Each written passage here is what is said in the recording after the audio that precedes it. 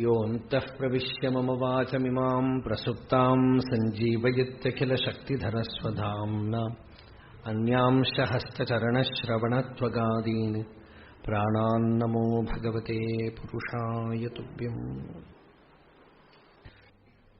വാസിഷ്ഠത്തിൽ ഒരു ശ്ലോകമുണ്ട്. യുക്തിയുക്തമായിട്ടുള്ളത് ചെറിയ കുട്ടികൾ പറഞ്ഞാൽ പോലും കേൾക്കണം, അല്ലാത്തത് ബ്രഹ്മാവ് തന്നെ പറഞ്ഞാലും മാറ്റിവെക്കാനുള്ള സ്വാതന്ത്ര്യം ഉണ്ട്.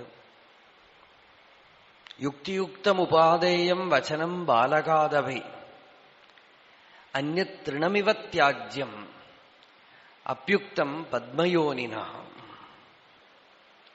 കാരണം നമ്മളുടെ ഉള്ളിൽ ഉറങ്ങിക്കിടക്കുന്ന വിവേകശക്തി, ആ വിവേകശക്തിയാണ് നമുക്ക് മുക്തിക്ക് കാരണമായിരിക്കുന്ന ഗുരു. സഹജമായി എല്ലാരിലുമുള്ള വിവേകമാണ് ഗുരുതത്വം. അതുകൊണ്ട് ഗുരു ഇല്ലാതെ ആരും ജനിക്കണില്ല. എല്ലാവരും ഗുരുവിനോട് കൂടെയാണ് ജനിക്കണത്. എല്ലാവരുടെ ഉള്ളിലും ഉണ്ട് ഗുരു.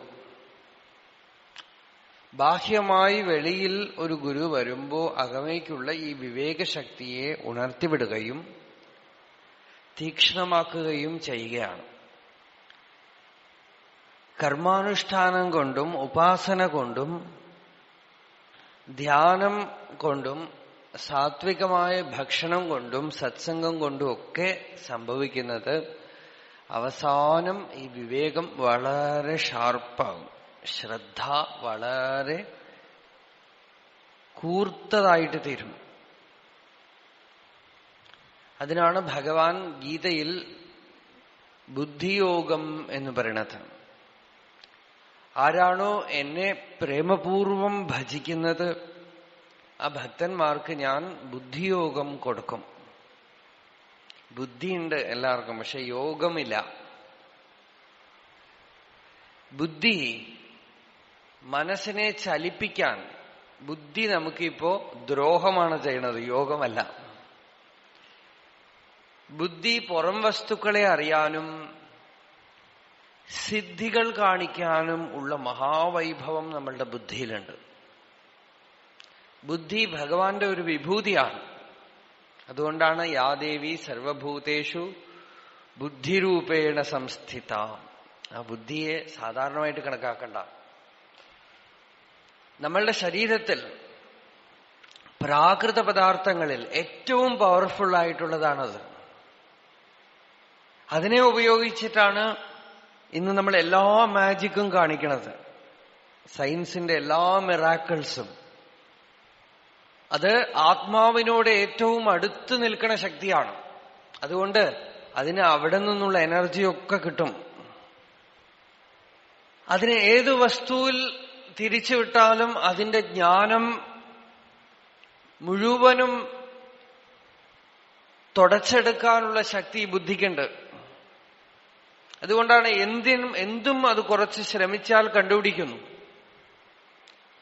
ആ ബുദ്ധി എപ്പോ അതിന്റെ ചേഷ്ട അവസാനിപ്പിക്കുന്നുവോ, ഉപനിഷത്ത് ഉപയോഗിക്കുന്ന വാക്ക് ബുദ്ധിശ്ചന വിചേഷ്ടതേ താമാഹു പരമാം ഗതിം. ബുദ്ധിയുടെ ചേഷ്ട എന്താന്ന് വെച്ചാൽ it's going outward. It's interest in things which are not divine. ദിവ്യമല്ലാത്ത വസ്തുക്കളിലുള്ള അതിന്റെ രുചി. ദിവ്യമല്ലാത്തതെന്ന് വെച്ചാൽ കാണപ്പെടുന്നതൊന്നും ദിവ്യമല്ല. ആദ്യപടിയിൽ അതിലൊക്കെ അതിന്റെ രുചി. ബുദ്ധി തന്റെ മൂലത്തിൽ അടങ്ങുന്നതാണ് ദിവ്യം. ബുദ്ധി എപ്പോ യോഗമാവും എന്ന് വെച്ചാൽ ബുദ്ധി മനസ്സിനെയും ഇന്ദ്രിയങ്ങളെയും ഒക്കെ നിഗ്രഹിക്കാൻ നമ്മളെ സഹായിച്ച് അവസാനം സ്വയമേവ ഉള്ളിൽ അടങ്ങുമ്പോ ആ ബുദ്ധി ആത്മാവിനെ വിവാഹം കഴിക്കുകയാണ്, പരിണയിക്കുകയാണ്. അതാണ് ശങ്കരാചാര്യർ ശിവാനന്ദ ലഹരിയിൽ അവസാനം ശിവന്റെ ശ്വശുരനായിട്ട് തീരുകയാണ്. ശ്വശുരൻ എന്ന് പറഞ്ഞാൽ അറിയോ? ഞാൻ ഈ സംസ്കൃത വാക്ക് പ്രയോഗിക്കാൻ കാരണം എന്റെ ഫാദർ ഇൻ ലോ ഇംഗ്ലീഷ് പറഞ്ഞാൽ കുറച്ചുകൂടെ നല്ലവണ്ണം മനസ്സിലാവുന്നു. കാരണം കൊങ്കണി ഭാഷ അറിയുന്നവരും ഗുജറാത്തി ഭാഷ അറിയുന്നവരും ഒക്കെയാണ്. അപ്പൊ അതിനാണ് ഇംഗ്ലീഷും സംസ്കൃതവും ഒക്കെ കൂടുതൽ ഉപയോഗിക്കുന്നത്.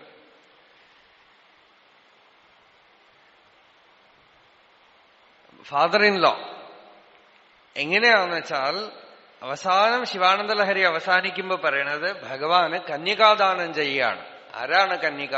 ബുദ്ധികന്യാം പ്രദാസ്യേ. ഈ ബുദ്ധിയാവുന്ന കന്യകയെ ഞാനിതാ പരമേശ്വരന് പാണിഗ്രഹണം ചെയ്തു കൊടുക്കുകയാണ് എന്നാണ്. ഇത് പോയറ്റിക്കൽ എക്സ്പ്രഷനാണ്. നമ്മൾ ഇതൊക്കെ വെച്ചുകൊണ്ട് എന്ത് ചെയ്യും? ശിവന്റെ ഒരു ബൊമ്മ ഉണ്ടാക്കി വെച്ച് ബുദ്ധിയെ ഒരു ബൊമ്മയാക്കി വെച്ചിട്ട്, ഗണപതിക്ക് അങ്ങനെയുണ്ട്, ബുദ്ധിയും സിദ്ധിയും രണ്ട് പത്നിമാരായിട്ട്. അതൊക്കെ രണ്ട് രൂപം ഉണ്ടാക്കി വെച്ച് ഈ സിംബൽസിനെയൊക്കെ സ്ഥൂലമാക്കി കഴിയുമ്പോ നമുക്ക് സമാധാനമായി.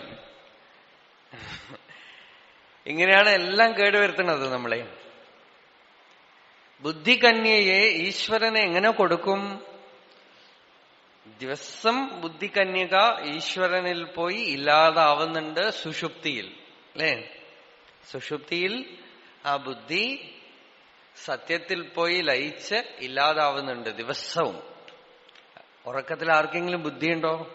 എത്ര വലിയ ശാസ്ത്രജ്ഞനാണെങ്കിലും ബുദ്ധിയില്ല. അതേപോലെ ബോധപൂർവമാകണം. ബോധപൂർവമാകുമ്പോഴും അബോധപൂർവം സുഷുപ്തിയിൽ ലയിക്കുമ്പോഴും രണ്ട് സമയത്തും ഈ ജീവൻ പൂർണ്ണനാവും. ഭാഗവതം ഒരു ശ്ലോകം പറയണ്ട, യശ്ച മൂഢതമോ ലോകേ യസ്തു ബുദ്ധേഹേ പരം ഗതഃ താവുഭൗ സുഖമേധേതേ ക്ലിശ്യതി അന്തരിതോ ജനഃ.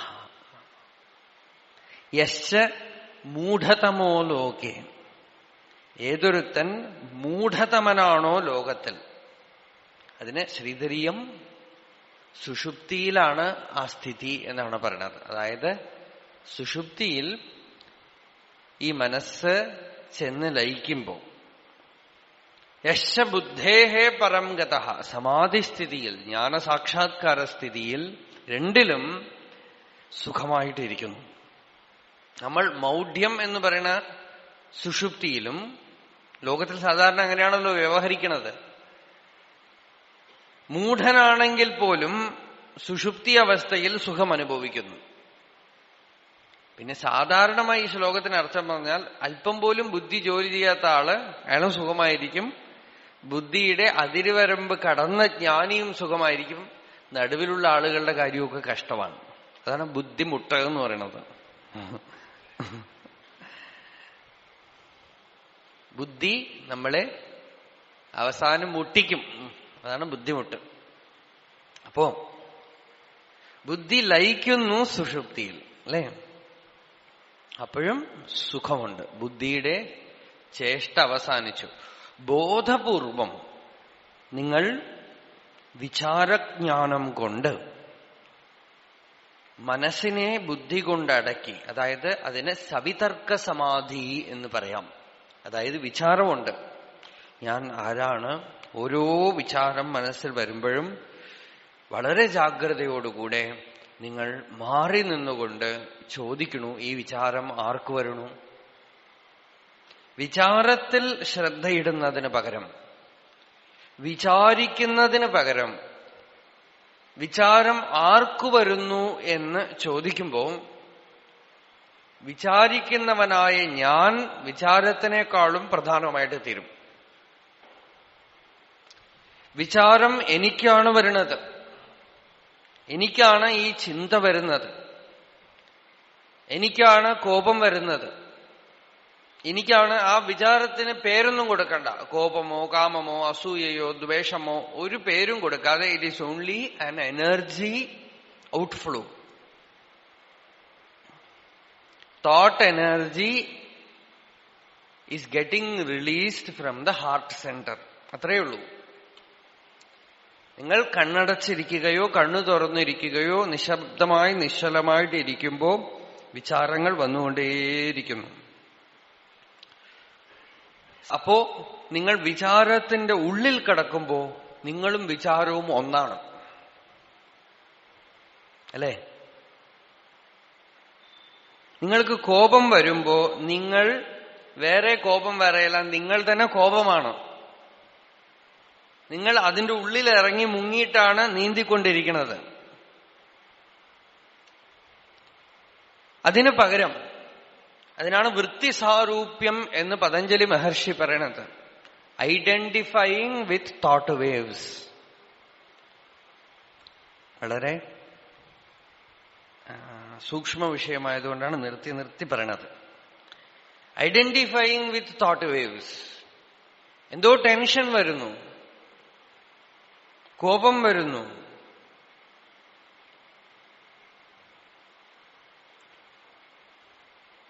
നമ്മൾ അതിലേക്ക് വീണു പോവുകയാണ്. വീണു പോയിട്ട് അതിൽ കിടന്നൊഴുകുകയാണ്. എന്നിട്ട് അതിൽ നിന്നും പ്രവൃത്തി ചെയ്യുകയും ചെയ്യാണ്. ഇങ്ങനെയാണ് നമ്മളുടെ അജ്ഞാനം മുഴുവൻ ഉണ്ടായിരിക്കുന്നത്. ഒരു വികാരം വരും, കോപം വരും, ചട്ടി ഇട്ട് പൊട്ടിക്കും. കുഞ്ചനമ്പ്യാർ പറഞ്ഞു, കോപിച്ചിട്ട് നായര് പട കഴിഞ്ഞ് തിരിച്ചു വന്നപ്പോ വീട്ടില് ഉണ്ണാനൊന്നുമില്ലാത്ത സ്ഥിതി, കോപിച്ചിട്ട് ഭാര്യയ്ക്കിട്ട് 4 കൊടുത്തു. അതുകൊണ്ടും കോപം തീരാതെ അരി ആട്ടുന്ന അമ്മിക്കൊഴുവി എടുത്തിട്ട് കിണറ്റിലിട്ടു. ഒക്കെ തല്ലി പൊട്ടിച്ചു അത്രേ കോപിച്ചിട്ട്. എന്നിട്ട് അവസാനം അതൊന്നും കൊണ്ട് തീരാതെ, അതുകൊണ്ട് അരിശം തീരാതവനാ പുരയുടെ ചുറ്റും വണ്ടി നടന്നു എന്നാണ്. എന്നിട്ടും കോപം തീരാതെ ആ പുരയുടെ ചുറ്റും ഓടി നടന്നു അത്രേ. അപ്പൊ കോപം വരുമ്പോ ഇങ്ങനെയൊക്കെ കാണിക്കും. കൂടുതൽ കൂടുതൽ ഐഡന്റിഫൈ ചെയ്യുന്ന ആളുകൾ കൂടുതൽ കൂടുതൽ ശരീരവും പ്രവർത്തിക്കും. ഇങ്ങനെയുള്ള ഭ്രാന്തന്മാരെയാണ് മോഡേൺ സൈക്കാട്രിയില് നാച്ചുറൽ ഹ്യൂമൻ ബീയിങ്സ് എന്ന് വിളിക്കുന്നത്.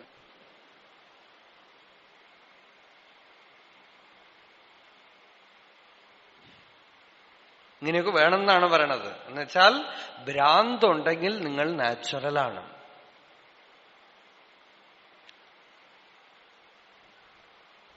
ഭ്രാന്തോടെ ഇരിക്കുന്നവനാണ് ഈ ലോകത്തിൽ നാച്ചുറലായിട്ടുള്ളവൻ. ഭ്രാന്ത് ഗുണമായി പോയാൽ you will go out of this society. ഭ്രാന്തന്മാരുടെ കൂടിച്ചേർന്നുള്ള ലോകം. മനസ്സുള്ളത്തോളം നമുക്ക് ഭ്രാന്തുണ്ട്. മനസ്സിനോട് താതാത്മ്യം പ്രാപിച്ചിരിക്കുന്നിടത്തോളം നമുക്ക് കൂടുതൽ ഭ്രാന്തുണ്ട്. മനസ്സിൽ വരുന്നത് പുറത്തു പറയാതിരുന്നാൽ മാത്രം മതി. നിങ്ങളെ ഭ്രാന്തൻ എന്ന് വിളിക്കില്ല.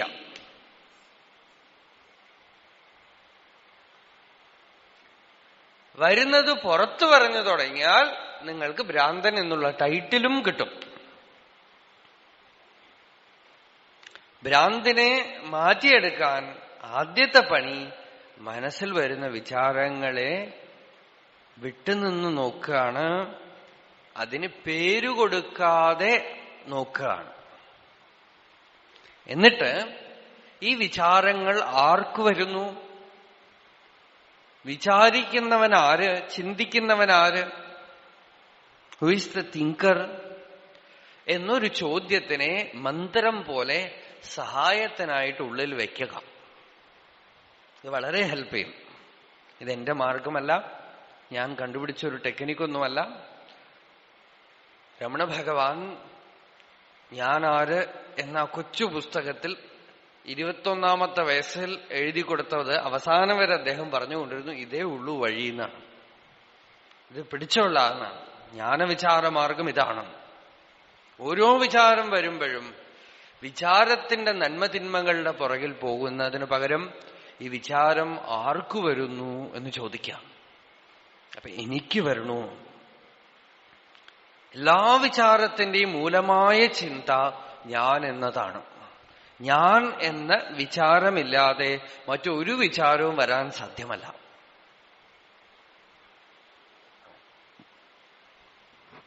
ശ്രമിച്ചു നോക്കൂ.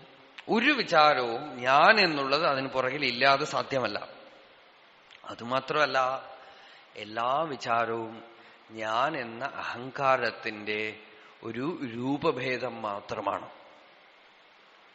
വൃത്തയസ്തു അഹം വൃത്തിമാശ്രിതാഃ വൃത്തയോ മനഃ വിദ്ധി അഹം മനഃ. വൃത്തയസ്തു അഹം വൃത്തിം ആശ്രിതാഃ. ചിത്തവൃത്തികളൊക്കെ തന്നെ അഹംവൃത്തിയെ ആശ്രയിച്ചിരിക്കുന്നു. വൃത്തയോ മനഃ, ചിത്തവൃത്തികളിനെയാണ് മനസ്സെന്ന് പറയണത്. അഹം മനഃ, അഹങ്കാരം തന്നെയാണ് മനസ്സ് എന്നാണ്. അഹങ്കാരം ഇല്ലെങ്കിൽ മനസ്സുണ്ടാവില്ല. നൂലിനെ മുണ്ടെന്ന് പറയുന്ന പോലെയാണ് അഹങ്കാരം തന്നെ മനസ്സെന്ന് പറയണത്. ഓരോ നൂലായി എടുത്താൽ നൂലില്ലാത്ത മുണ്ട് തരൂ എന്ന് പറഞ്ഞാൽ പിന്നെ മുണ്ട് കൊടുക്കാതെ തന്നെ നടക്കണം, അല്ലേ? അതുപോലെ അഹങ്കാരമില്ലാത്ത മനസ്സ് എന്ന് പറഞ്ഞാൽ it is not a mind. ചൂടായിട്ടുള്ള ഐസ്ക്രീം തരൂ എന്ന് പറയുന്ന പോലെയാണ്. അപ്പൊ പിന്നെ അതിന് ഐസ്ക്രീം എന്ന് പേരില്ല, വേറെ എന്തെങ്കിലും പേര് കൊടുക്കേണ്ടി വരും ചൂടാക്കി കഴിഞ്ഞാൽ. A still mind is not a mind. അങ്ങനെ ഒരു മനസ്സില്ല എന്നാണ് വാസിഷ്ഠം പറയണത്. നിശ്ചലമായ മനസ്സ് മനസ്സല്ല, അത് ബ്രഹ്മമാണ്. ചിത്തവൃത്തികൾ ഉണ്ടാകുമ്പോഴാണ് അതിന് മനസ്സെന്ന് പേര്. എല്ലാ ചിത്തവൃത്തികളും ഞാൻ എന്ന ചിത്തവൃത്തിയുടെ രൂപഭേദം മാത്രമാണ്. ആദ്യം വരുന്ന വിചാരം ഞാൻ എന്ന വിചാരമാണ്. കണക്കിൽ എത്ര നമ്പർ ഉണ്ട്?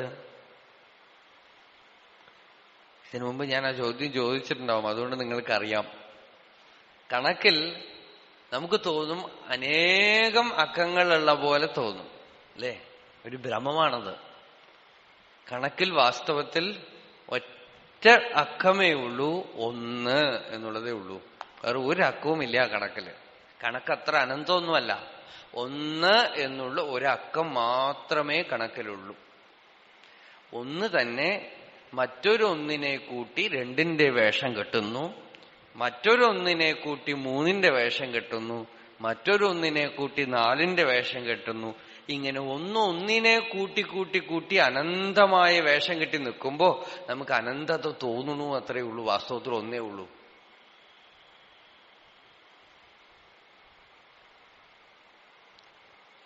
ഒന്നായ നിന്നയിഹ രണ്ടെന്നു കണ്ടളവിൽ ഉണ്ടായൊരിണ്ടൽബതം ഉണ്ടാവതല്ല മമ.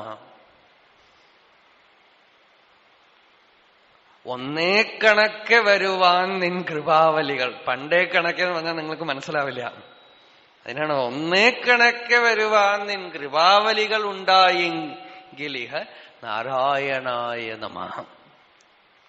ഒന്നായ നിന്നെ ഇഹ രണ്ടെന്നു കണ്ടളവിൽ ഉണ്ടായൊരിണ്ടൽബതം ഉണ്ടാവതല്ല മമ.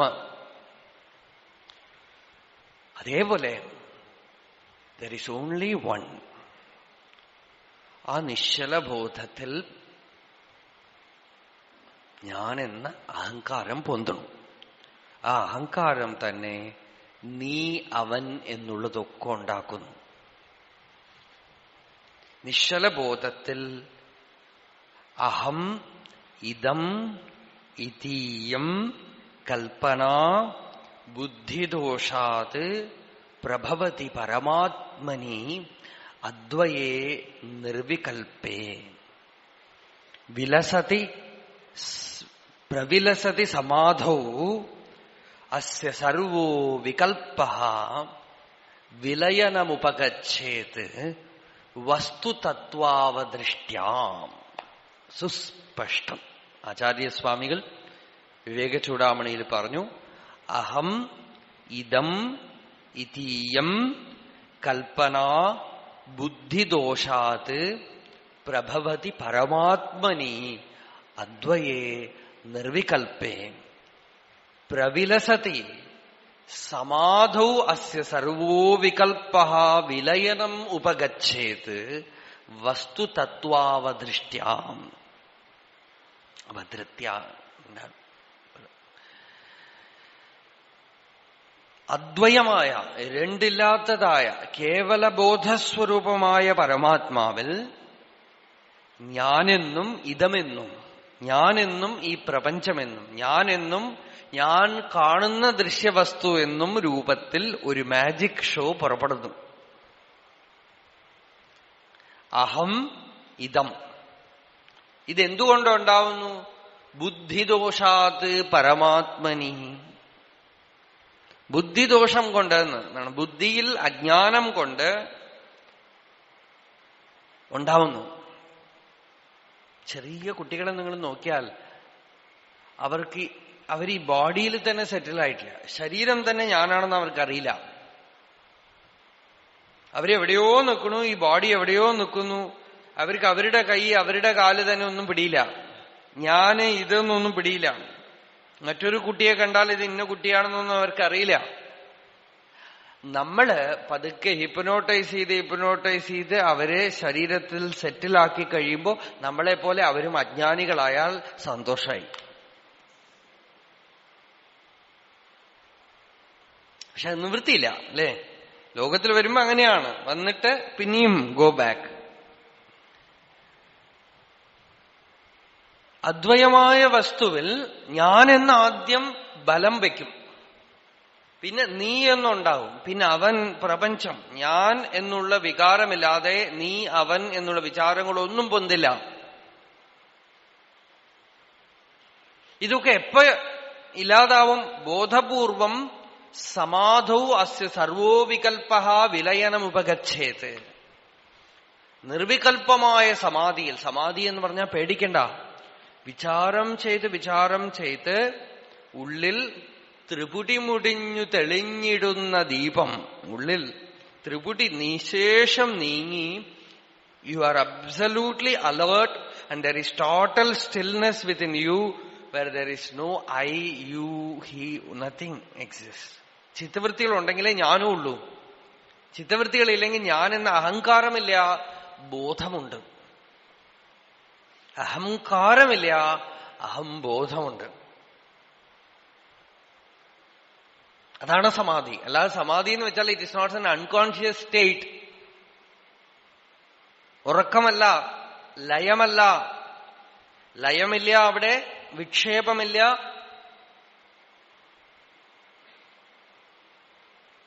കഷായമില്ല. 3 സ്ഥിതികളാണ് നമ്മളുടെ മനസ്സിന്റെ ദോഷം. മനസ്സിന് എന്തൊക്കെ ദോഷമുണ്ടെന്ന് വെച്ചാൽ, ഒന്നിൽ ഇറ്റ് വിൽ കോൺസ്റ്റന്റ്ലി തിങ്ക്, ചിന്തിച്ചുകൊണ്ടേയിരിക്കും മനസ്സ്.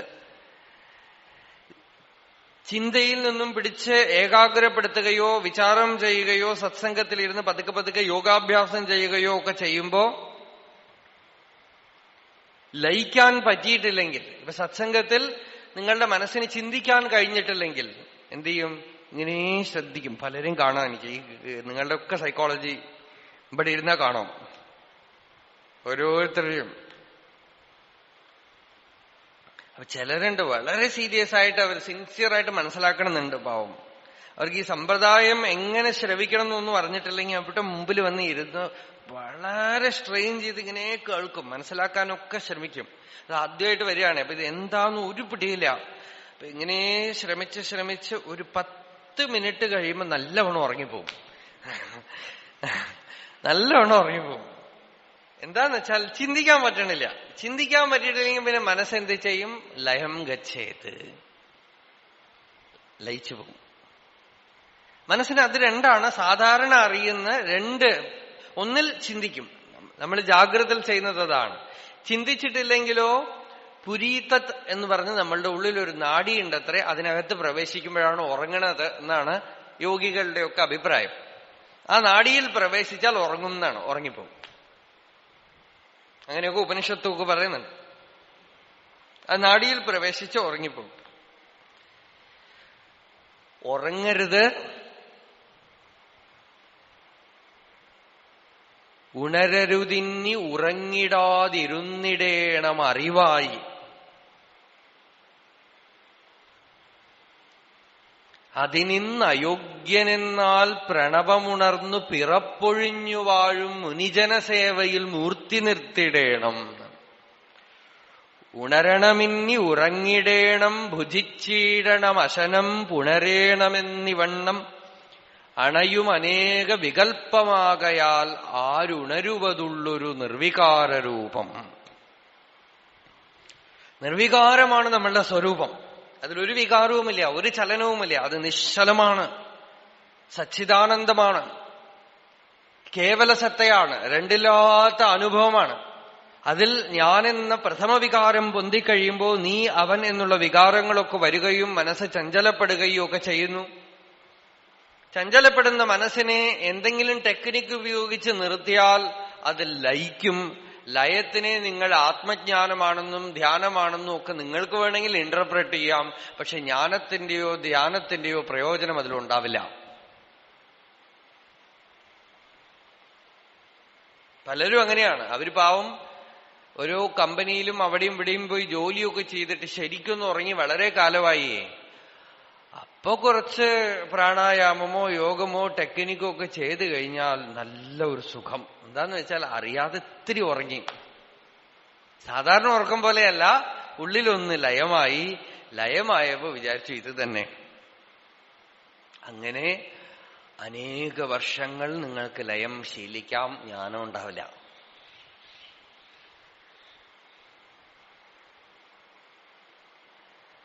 ലയം ഒരു തടസ്സമാണ്. ഗൗഡപാദാചാര്യർ പറഞ്ഞത് ലയേ സംബോധയേത് ചിത്തം. ലയിച്ചു കിടക്കുന്ന ചിത്തത്തിനെ ഉണർത്തിവിടൂ. കാരണം ഉള്ളിലുള്ള ദോഷങ്ങളൊക്കെ നീങ്ങണം. വിക്ഷിപ്തം ശമയേത് പുനഃ. മനസ്സ് നിറയെ വിചാരം ചെയ്യുകയാണെങ്കിൽ അതിനെ പതുക്കെ പതുക്കെ ഉപായം കൊണ്ട് ഈ വിചാരങ്ങളൊക്കെ ആർക്ക് വരണു? എനിക്ക് വരണു. ഞാൻ ആരാണ്? ഞാൻ എന്താണ്? ഞാൻ എന്നുള്ള ആ വികാരം എവിടെ ഉദിക്കണു എന്ന് ശ്രദ്ധിച്ചാൽ ഞാൻ എന്നുള്ള ആ I thought will go to it source.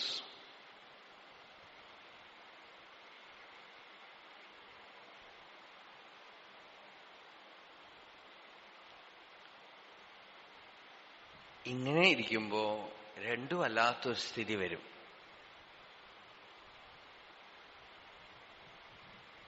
ചിലർ പറയും ഉറക്കമൊന്നുമില്ല,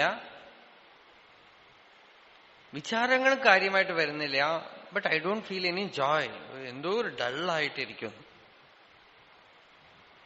അതിനാണ് കഷായം എന്ന് പറയുന്നത്. ആയുർവേദത്തിലെ കഷായമല്ല. ആയുർവേദ കഷായം കുടിക്കുമ്പോൾ മുഖം ഒരുമാതിരി ആവുമല്ലോ, അതുപോലെ ഉള്ളിലൊരു കയ്പ്,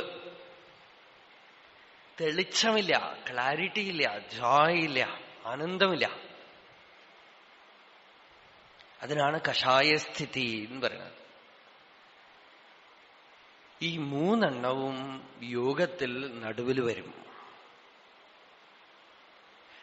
ഇതിലൊക്കെ തുടർന്ന് നിങ്ങൾ ജാഗ്രതയോടുകൂടെ ഇതിലൊന്നും പറ്റിപ്പോവാതെ സാക്ഷിയിലേക്ക് പോയിക്കൊണ്ടേയിരുന്നാൽ, രമണ ഭഗവാൻ പറയണത് ഞാൻ എന്ന വിചാരത്തിനെ വിടാതെ ശ്രദ്ധിക്കുകയാണെങ്കിൽ ഒരിടത്തും വിട്ടുകളയരുതെന്നാണ്.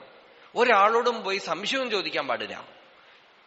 ഉറക്കം വരുമ്പോഴും ഉറങ്ങുന്നവൻ ആരോ ഉണ്ടല്ലോ, അയാൾ ആരാ? Struggle to pay attention to him. ആ അറ്റൻഷൻ അവിടുന്ന് വിടുമ്പോഴാണ് നമ്മൾ ലയത്തിലോ വിക്ഷേപത്തിലോ കഷായത്തിലോ വീണു പോണത്. ശ്രമിച്ചുകൊണ്ടേയിരിക്കാം. എന്താന്ന് വെച്ചാൽ ദൃക്കില് നിന്നാൽ ഈ കുഴപ്പമൊന്നും ഉണ്ടാവില്ല. ദൃശ്യത്തിൽ എവിടെയോ സൂക്ഷ്മമായി താതാത്മ്യം പ്രാപിക്കുന്നത് കൊണ്ടാണ് ഈ ദോഷങ്ങൾ എന്തെങ്കിലുമൊക്കെ വരുന്നത്. അതുകൊണ്ട് അനുസ്യൂതം ഇതൊക്കെ ആരാ കാണുന്നത് എന്ന് ചോദിച്ചുകൊണ്ടേയിരിക്കുക. വളരെ ബ്ലാങ്ക് ആയിട്ടിരിക്കണം. ആര് ബ്ലാങ്ക് കാണുന്നു? ഓരോരുത്തരും അതിനെ കാണുന്നവനുണ്ട്. എനിക്ക് ചിത്തവൃത്തികൾ വരുന്നു, ആരാ ഈ ഞാൻ? ചിത്തവൃത്തികൾ വരുന്ന ഈ ഞാൻ ആരാ? എനിക്ക് എൻലൈറ്റൻമെന്റ് ഉണ്ടായി, സാക്ഷാത്കാരമുണ്ട്, ആരാ ഈ എൻലൈറ്റൻമെന്റ് ഉണ്ടായ ആള്? സാക്ഷാത്കാരം ഉണ്ടായ ആളാരാ? എനിക്കൊരു ദർശനം ഉണ്ടായി, ഈ ദർശനം ഉണ്ടായ ആളാരാ? ദ്രഷ്ടാവാരാ? ഈ ചോദ്യം വളരെ ഗൗരവത്തോടുകൂടെ എടുക്കണം. ഈ ഒരു ചോദ്യം വിട്ടുകഴിഞ്ഞാൽ വളരെ ഡേഞ്ചറസ് ആണ്. കാര്യം ഇത്രയേ ഉള്ളൂ, ഞാൻ ആരാണ്? ചെറിയൊരു ചോദ്യമാണ്. എല്ലാം കാണുന്ന ഈ ദ്രഷ്ടാവ് ആരാണ്? പക്ഷെ ഈ ചെറിയ ചോദ്യത്തിനെ വിട്ടാൽ അസത്യത്തിൽ നമ്മൾ വീണുപോകും. അസത്തിൽ നമ്മൾ വീണുപോകും. ബാക്കി എന്തു ഉപസാധന വേണമെങ്കിൽ ചെയ്തോളൂ, അതിന്റെ കൂടെ ഇതും കൂടെ ചേർത്തോളൂ. ഇതാണ് പ്രധാനം. നിങ്ങൾ ജപം ചെയ്തോളൂ, ഭഗവാനെ ആരാധിച്ചോളൂ രൂപത്തിൽ. പക്ഷെ എപ്പോഴെങ്കിലുമൊക്കെ നമ്മൾ അപകടത്തിൽ ചാടുന്നു തോന്നുമ്പോ ഈ ബ്രഹ്മാസ്ത്രം വേണം. ഇയാളല്ലാതെ രാവണൻ മരിക്കില്ല. രാവണൻ തല മുളച്ചുകൊണ്ടേയിരിക്കും. ഈ ബ്രഹ്മാസ്ത്രം പ്രയോഗിക്കാതെ, ബ്രഹ്മാസ്ത്രം പ്രയോഗിച്ചപ്പോഴാണ് രാവണൻ ഇനി തല മുളയ്ക്കാതെ മരിച്ചത്. അതുവരെ തലമുളച്ചുകൊണ്ടേയിരിക്കും അഹങ്കാരത്തിന്. ഈ ഒരു ചോദ്യം ചോദിക്കുന്നവരെ അഹങ്കാരം പല വേഷം കെട്ടി നിൽക്കും. അതുകൊണ്ട് ഈ ചോദ്യത്തിന് വിടാതെ പഠിക്കുക, അഹങ്കാരത്തിനെ മൂലാന്വേഷണം ചെയ്യുക. ഞാൻ ഉദിയാതുള്ള നിലൈ, നാം അതുവായി ഉള്ള നിലൈ, நான் உதிக்கும் ஸ்தானமதை நாடாமல் நானுதியா தன்னிழப்பை சார்வதெவன் சாராமல் தான் அதுவாம் അന്നിലയിൽ നിൽപ്പതെവൻ സാറ്റ്. മലയാളം തമിഴൊക്കെ ഒന്ന് തന്നെ മനസ്സിലാവും. ഞാൻ ഉദിക്കാതെ ഉള്ള നില, ആ സ്ഥിതി, അതാണ് നാം അതുവായുള്ള നില എന്നാണ്. അതെന്നേ ഭഗവാൻ പറഞ്ഞുള്ളൂ. അതിന് മനോഹാരിത കൂടി. ഇന്ന വസ്തു പേരൊന്നും പറഞ്ഞില്ല. ഞാൻ എന്ന അഹങ്കാരം ഉദിക്കാത്ത സ്റ്റേറ്റില് you are in the source of creation. Eternal creativity will be there in you. അഹങ്കാരം വന്നാൽ ബ്ലോക്കായി.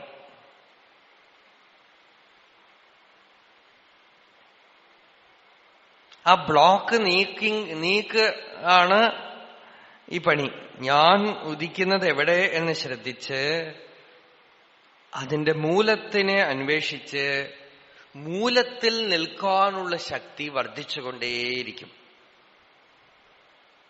ഭഗവാൻ ഉപയോഗിക്കുന്ന വാക്കതാണ്. ഞാൻ എവിടെ ഉദിക്കണു എന്ന് ശ്രദ്ധിച്ച് ഹൃദയത്തിൽ നിന്നാണ് ഈ അഹങ്കാരം ഉദിക്കുന്നത് എന്ന് കാണും. അവിടെ നിന്ന് തന്നെയാണ് പ്രാണനും ഉദിക്കുന്നത്. അതുകൊണ്ട് അഹങ്കാരത്തിനെ ബോധപൂർവം മൂലത്തിൽ അടക്കുമ്പോൾ പ്രാണനും അടങ്ങും. അങ്ങനെ നിരന്തരം ഞാൻ ആര് എന്ന് വിചാരം പരിശീലിച്ചു കഴിയുമ്പോൾ മനസ്സിന് അതിന്റെ പിറപ്പിടത്തിലിരിക്കാനുള്ള ശക്തി വർദ്ധിക്കും. അങ്ങനെ പിറപ്പിടത്തിൽ മനസ്സ് നിൽക്കുന്നതിനാണ് അന്തർമുഖം എന്നു പേര്.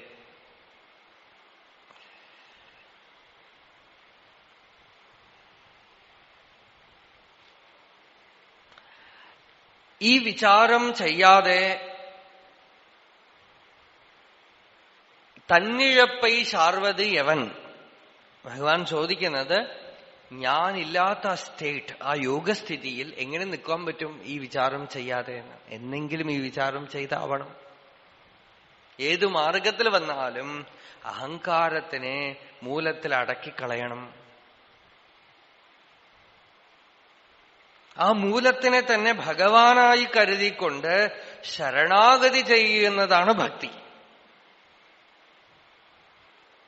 ബോധപൂർവം ആ മൂലത്തിൽ അഹങ്കാരത്തിനെ അന്വേഷിച്ചുകൊണ്ട് സംഹാരം ചെയ്യുന്നതാണ് ജ്ഞാനം. രണ്ടും ഒന്ന് തന്നെ. ഇഫക്റ്റിൽ രണ്ടും ഒന്ന് തന്നെ. ടെമ്പറമെന്റിലാണ് വ്യത്യാസം. ചിലർക്ക് ആ മൂലത്തിനെ ഭഗവാനാണ് എന്ന് വിളിക്കുന്നതിലും അതിനെന്തെങ്കിലും ഒരു രൂപമോ ഗുണമോ ഭാവന ചെയ്യുന്നതിലും സ്വയമേവ ശരീരമനോബുദ്ധികളോടുകൂടിയ തന്നെ ആ മൂലത്തിലേക്ക് അർപ്പണം ചെയ്യുന്നതിലും എളുപ്പം തോന്നും. ചിലർക്ക് അത് പറ്റില്ല. അവർ ശരീരം ഞാനല്ല എന്ന് അറിഞ്ഞവരാണ്, മനസ്സ് ഞാനല്ല എന്ന് അറിഞ്ഞവരാണ്. എന്നാലും സൂക്ഷ്മമണ്ഡലത്തിലെ അഹങ്കാരത്തിന്റെ ദ്രോഹം അവർ കാണുന്നുണ്ട്. അതുകൊണ്ട് ഇതൊക്കെ ചെയ്യുന്നത് ആരാണെന്ന് നമ്മൾ ചോദിക്കും. അവിടെയാണ് ഞാൻ ആദ്യം പറഞ്ഞത്, മഹാപ്രഭാവശാലിയായ ബുദ്ധി. ആ ബുദ്ധി നമുക്ക് മോക്ഷത്തിന് ഉതകാനായി ഭഗവാൻ ഉള്ളിൽ വെച്ചിട്ടുള്ള ശക്തിയാണ്. അതിനെ ഉപയോഗിച്ച് ആ ബുദ്ധി തന്നെയാണ് ഞാൻ വിചാരം ചെയ്യുന്നത്. ബുദ്ധി തന്നെയാണ് അഹങ്കാരത്തിനെ മൂലാന്വേഷണം ചെയ്യുന്നത്. അവസാനം അസമിത്യഥാഗ്നി. ഇന്നലെ പറഞ്ഞു ഭാഗവതത്തിൽ ഭഗവാൻ പറഞ്ഞു, വൈശാരദീ സാതി വിശുദ്ധ ബുദ്ധി ധുനോതിമായാം ഗുണസംപ്രസൂതാം. പിന്നെന്താ ശ്ലോകത്തിന്? എന്നിട്ട് അവസാനം വൈശാരദീ സാതി വിശുദ്ധ ബുദ്ധി. ഈ ജ്ഞാനവിചാര രൂപത്തിലുള്ള ഈ ബുദ്ധി ഉണ്ടല്ലോ, അതിന് വൈശാരദി എന്ന് പേര്.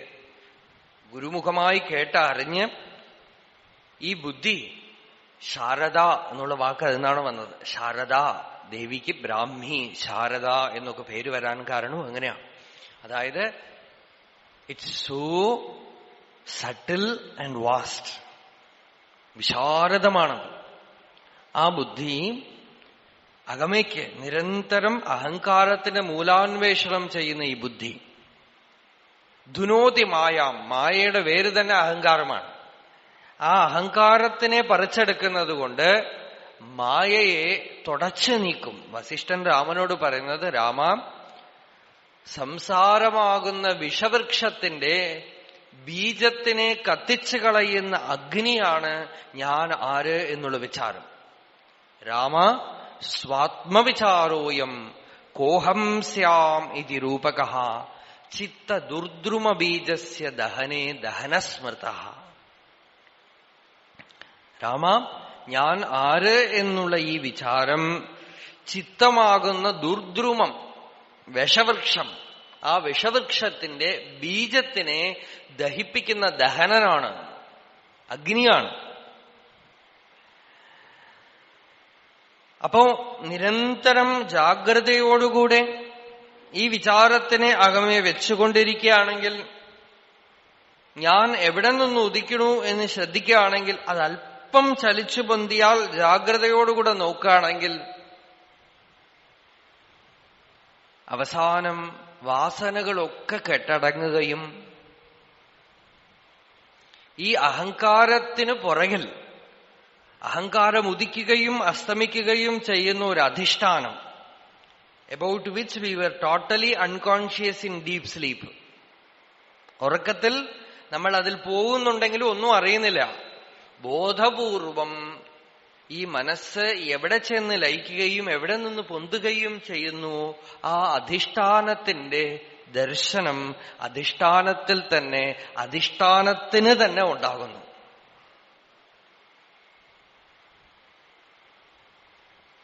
മനസ്സിലായിണ്ടാവില്ല. അതുകൊണ്ടാണ് ആത്മനൈവ ആത്മനാ ആത്മാനം പശ്യന് ആത്മനി തുഷ്യതി. രണ്ടില്ല അവിടെ. ആത്മാവിനാൽ തന്നെ ആത്മാവിനെ കണ്ടുകൊണ്ട് ആത്മാവിൽ തന്നെ ആത്മാവ് തന്നെ സന്തോഷിക്കുന്നു എന്നാണ്. ആത്മനൈവ ആത്മനാ ആത്മാനം പശ്യന് ആത്മനി തുഷ്യതി. അതെങ്ങനെ സന്തോഷിക്കും? അവിടെ ബുദ്ധിയും മനസ്സും ഒന്നും ആവശ്യമില്ല. ബുദ്ധിയും മനസ്സും ഒക്കെ തന്നെ ഇതിൽ നിന്നും കടമെടുത്തിട്ടാണ് പ്രവർത്തിക്കുന്നത്. അത് അറിവേ സ്വരൂപമായിട്ടുള്ളതാണ്, ബോധമേ സ്വരൂപമായിട്ടുള്ളതാണ്. ഒരു വിളക്കിനെ അറിയാൻ മറ്റൊരു വിളക്ക് വേണ്ട, അത് സ്വയം പ്രകാശമാണ്. അതാണ് ഇന്നലെ ഭാഗവതത്തിൽ സ്വദൃക് എന്ന് പറഞ്ഞത്. അതൊക്കെ ഇന്നും നോക്കേണ്ടതാണ്. സ്വദൃക്, താൻ തന്നെ കാണുന്നതാണ്. ഭാഗവതം തുടങ്ങുമ്പോൾ തന്നെ അഭിജ്ഞഃ സ്വരാട് എന്നൊക്കെ പറഞ്ഞു. സ്വയം പ്രകാശിക്കുന്നത് അറിവേ സ്വരൂപമായിട്ടുള്ള സത്യം പരം ധീമഹി. ആ സത്യമാണ് അവിടെ സ്വയം ജ്വലിക്കുന്നു. അത് നമ്മളുടെ സ്വരൂപമാണ്. അതിൽ അഹങ്കാര ശമനം ഉണ്ടാകുമ്പോ, അഹങ്കാരം ഉദയസ്ഥനത്തിൽ ലയിക്കുമ്പോ അഹം ഇതം ഇതി എന്നുള്ള ഭേദങ്ങളൊക്കെ പോയി പരമാത്മാവ് മാത്രം പ്രകാശിക്കുന്നു. ഇതിന് സമാധി എന്ന് പേര്. ഈ സ്ഥിതിയിൽ നിന്നും അല്പം അജാഗ്രതപ്പെട്ടാൽ, ഇതിൽ നിന്നും ഉണരുമ്പോ ആചാര്യസ്വാമികൾ വിവേക ചൂടാമണിയിൽ, വേദാന്തത്തിന്റെ സമഗ്ര ഗ്രന്ഥമാണ് വിവേക ചൂടാമണി, അതിൽ ആചാര്യസ്വാമികൾ പറയുന്നു, ഈ സ്ഥിതിയിൽ നിന്ന് ചലിച്ചു കഴിഞ്ഞാൽ ജ്ഞാതേ വസ്തുനി അപി, ബലവതീ വാസന അനാദിരേഷ കർത്താ ഭോക്താപി അഹമിതി ദൃഢായാസ്യ സംസാരഹേതു പ്രത്യഗ്ദൃഷ്ട്യാ ആത്മനി നിവസത സാപനേയാ പ്രയത്നാത് മുക്തിം പ്രാഹു തദിഹ മുനയോ വാസനാതാനവം യത്. ഇതിൽ നിന്നും പുറത്തു വന്നാൽ പിന്നെയും പഴയ ഹാബിറ്റ്സ് ഓഫ് മൈൻഡ് ഉണ്ടല്ലോ, അത് കാരണം ഞാൻ ധ്യാനത്തിൽ ഇത്ര നേരം ഇരുന്നു എന്ന് ആദ്യം തോന്നും. പിന്നെ ഞാൻ ഇന്നത് ചെയ്തു, ഞാനാണ് കർത്താവ്, ഞാനാണ് ഭോക്താവ് എന്ന് തോന്നും. ഇതൊക്കെ പഴയ ഹാബിറ്റാണ് മനസ്സിന്റെ. വീണ്ടും ചലിച്ചു പൊന്തും. അതിന്റെ വഴിക്ക് വിട്ടുകളഞ്ഞാൽ പല ആളുകളും വിചാരിക്കുന്നത് കുറച്ചു നേരം ഈ സമാധിയിലിരുന്നാൽ പൂർണ്ണമായി, പിന്നെ എനിക്ക് വലിയൊരു ആശ്രമമൊക്കെ കെട്ടി അനേകം പേരെ അനുഗ്രഹം ചെയ്തുകൊണ്ടിരിക്കാമെന്നാണ്. ആചാര്യസ്വാമികൾ തന്നെ പറഞ്ഞു, അല്പം അജാഗ്രതപ്പെട്ടാൽ വീണ്ടും ഞാൻ കർത്താവും ഭോക്താവുമാണെന്ന് തോന്നി നമ്മളെ മായ ബഫൂണായിട്ട് കളിപ്പിക്കും. അപ്പോ വീണ്ടും വീണ്ടും സത്സംഗം കൊണ്ടും ജ്ഞാനവിചാരം കൊണ്ടും again and again go to that source till you are totally established in it. അതിനാണ് സമാധി എന്ന പേര്. അതെങ്ങനെ ചെയ്യണം? അതും ആചാര്യസ്വാമികൾ വിവേക ചൂടാമണിയിൽ പറഞ്ഞു. ഒരു പുഴു പ്യൂപ്പ ചിത്രശലഭമായിട്ട് മാറുന്നില്ലേ,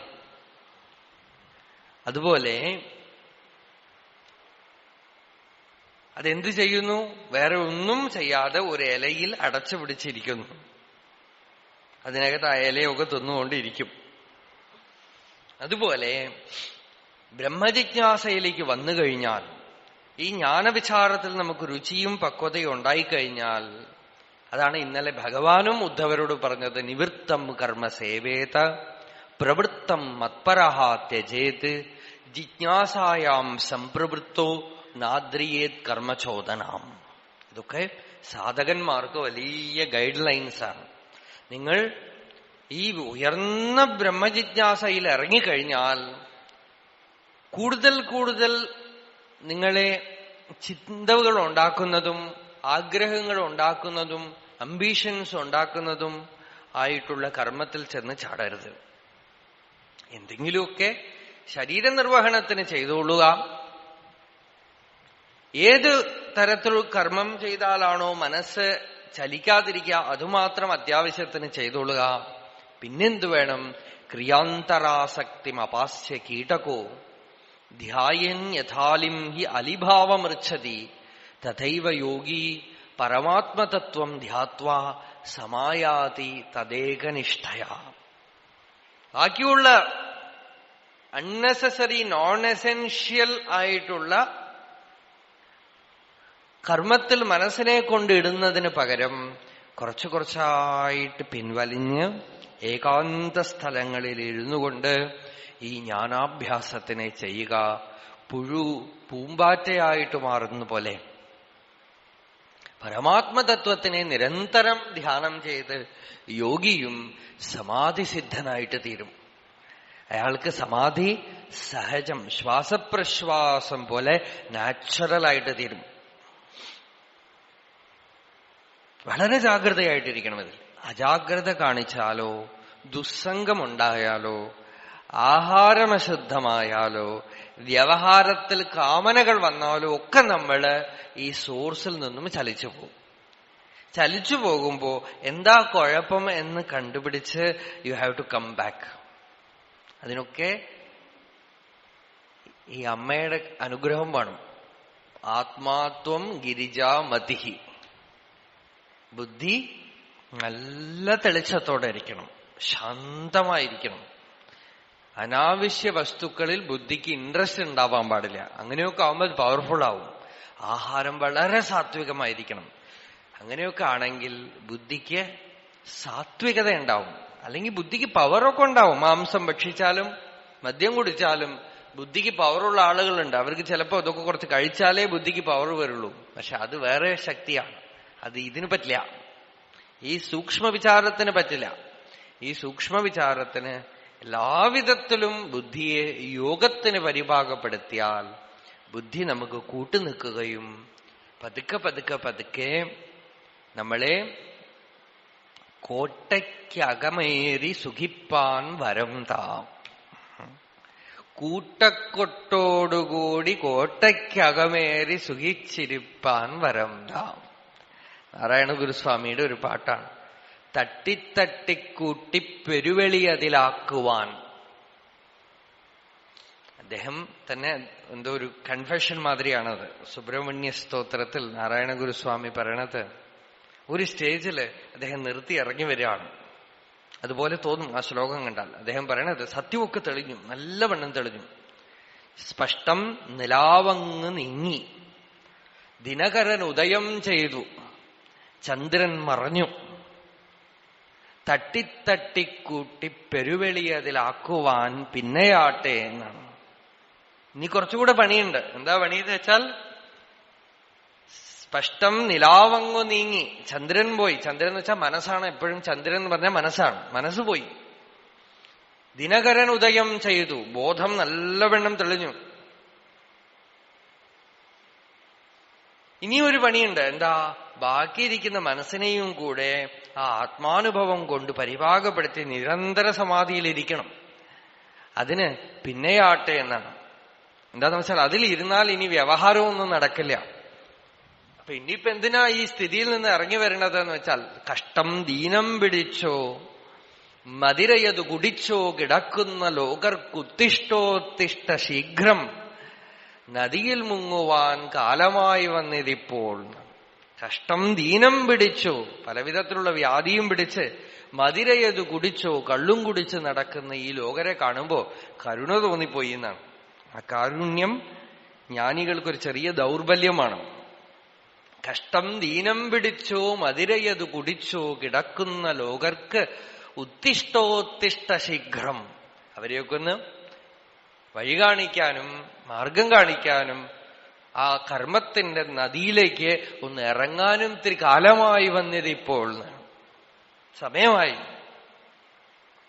അതുകൊണ്ടായിരിക്കാം ഒരുപക്ഷെ അവസാനം അവർക്ക് കുറെ വിഷമിക്കേണ്ടിയും വരുന്നത്. പിന്നെയും ഗോ ബാക്ക് എന്നാണ്. ആ തട്ടി കൂട്ടാൻ സമയമായി എന്ന് പറയണ പോലെ മഹാത്മാക്കളെ വീണ്ടും പ്രകൃതി അവരുടെ ഈ കർമ്മത്തിലുള്ള മോഹത്തിനെയൊക്കെ ഇല്ലാതാക്കും. വിവേകാനന്ദ സ്വാമികളുടെ എഴുത്തുകളൊക്കെ നിങ്ങൾ വായിക്കണം, എപ്പിസിൽസ്. നമ്മൾ അദ്ദേഹം ഷിക്കാഗോയിൽ പോയി പ്രസംഗിച്ചു, വലിയ ആളായി, അതൊക്കെ വാഴ്ത്തും. സ്വാമി അവസാനം പറയണത് ഇത് മുഴുവൻ ആനമണ്ടത്തരമാണ്, ഞാൻ ചെയ്തത് മുഴുവൻ ഹംബക്കാണ്. This world is a superstition, this body is a superstition. My state as a teacher and my fame as a great teacher, everything is a superstition. Everything is, all this is the great part of a dream. And that nirvana is waiting for me. I don't want to come back to this world. ഞാനിതാ പുറപ്പെടുകയായി, സമയമായിരിക്കുന്നു. ഈ ലോകത്തിനെ കണ്ട് എനിക്ക് മതിയായി. പുറമേക്ക് ചിരിയും അകമേക്ക് കാപട്യവും. This world with its churches and chicaneries, with all its religion, ഇതൊക്കെ മണ്ടത്തരമാണെന്ന് വിളിക്കുകയാണ് അദ്ദേഹം. അവസാനത്തെ എഴുത്തിൽ പറയാണ്, ആരോ അദ്ദേഹത്തിന് ഉപദേശിക്കുകയാണ്, നിങ്ങൾ കുറച്ച് പ്രസംഗിക്കാൻ പഠിക്കണം, മോഡേൺ ഇതിനനുസരിച്ച് പ്രസംഗിക്കാൻ പഠിക്കും. ഇങ്ങനെയൊക്കെ ആളുകൾ വരുവേ. അപ്പൊ അവർക്ക് എഴുതുകയാണ്, നിങ്ങൾക്ക് എന്നെ അറിയില്ല. ഏതൊന്നിന്റെ രസം അല്പം കുടിച്ചാലാണോ നിങ്ങളുടെ ലോജിക്ക് എന്ന് പറയുന്നത് വട്ടപൂജ്യമാവുന്നത്? നിങ്ങൾ ഈ ദൈവമായി കരുതുന്ന ഈ ലോകം ശുദ്ധമേ ബോഷ്കായിത്തീരുന്നത് ആ അമൃത് കുടിച്ചവനാണ് ഞാൻ. എനിക്ക് നിങ്ങൾ ഈ പറയുന്ന ലോകവും ഇവിടുത്തെ ആളുകളുടെ അപ്ലാസും ശുദ്ധമേ തുച്ഛമാണ്. എന്തോ അസംബന്ധം കൊണ്ട് ഇവിടെ ഇറങ്ങി വന്നുപോയി, ഇനി ഞാൻ ഇവിടേക്കില്ല. നിങ്ങളെയൊക്കെ ഒന്ന് അങ്ങോട്ട് കൂട്ടിക്കൊണ്ടുപോവാമെന്ന് ധരിച്ചു. അത് അതിനേക്കാളും വലിയ മണ്ടത്തരമാണ്. നിങ്ങൾ എന്നെ അങ്ങോട്ട് വിളിക്കാനാണ് നിൽക്കുന്നത്. നിങ്ങളുടെ അഹങ്കാരം ഇനിയും പോയില്ല. നിങ്ങൾ ഇങ്ങോട്ട് വരാൻ തയ്യാറല്ല. നിങ്ങൾ എനിക്ക് ടീച്ചർമാരാവാനാണ് നിൽക്കുന്നത്. നിങ്ങൾ അവിടെ കടന്നോളുക, ഞാൻ പോവാണെന്ന്.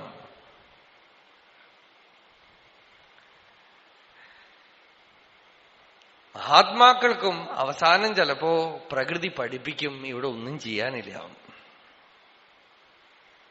നീ നേടി രക്ഷപ്പെടും, സ്വതന്ത്രനാവും.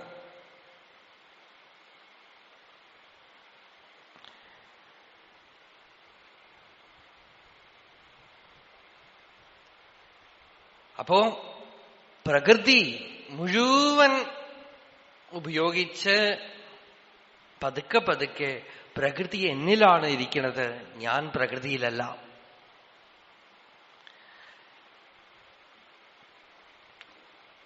പ്രകൃതിയിൽ നിന്നും ഞാൻ എന്നിലേക്ക് വരണം, പ്രകൃതിയിൽ പെട്ടുപോവരുത്. പ്രകൃതിയെ കാണുന്ന ദ്രഷ്ടാവ്, സാക്ഷിയാണ് ഞാൻ, ബോധമാണ് ഞാൻ. കാണുന്ന എന്നിലേക്ക് അർക്കാനലാതി വെളിവൊക്കെ ഗ്രഹിക്കുമൊരു കണ്ണിനു കണ്ണു മനമാകുന്ന കണ്ണതിനു കണ്ണായിരുന്ന പൊരുൾ താനെന്നുറയ്ക്കുമളവ് ആനന്ദമെന്തു ഹരിനാരായണായ നമഃ.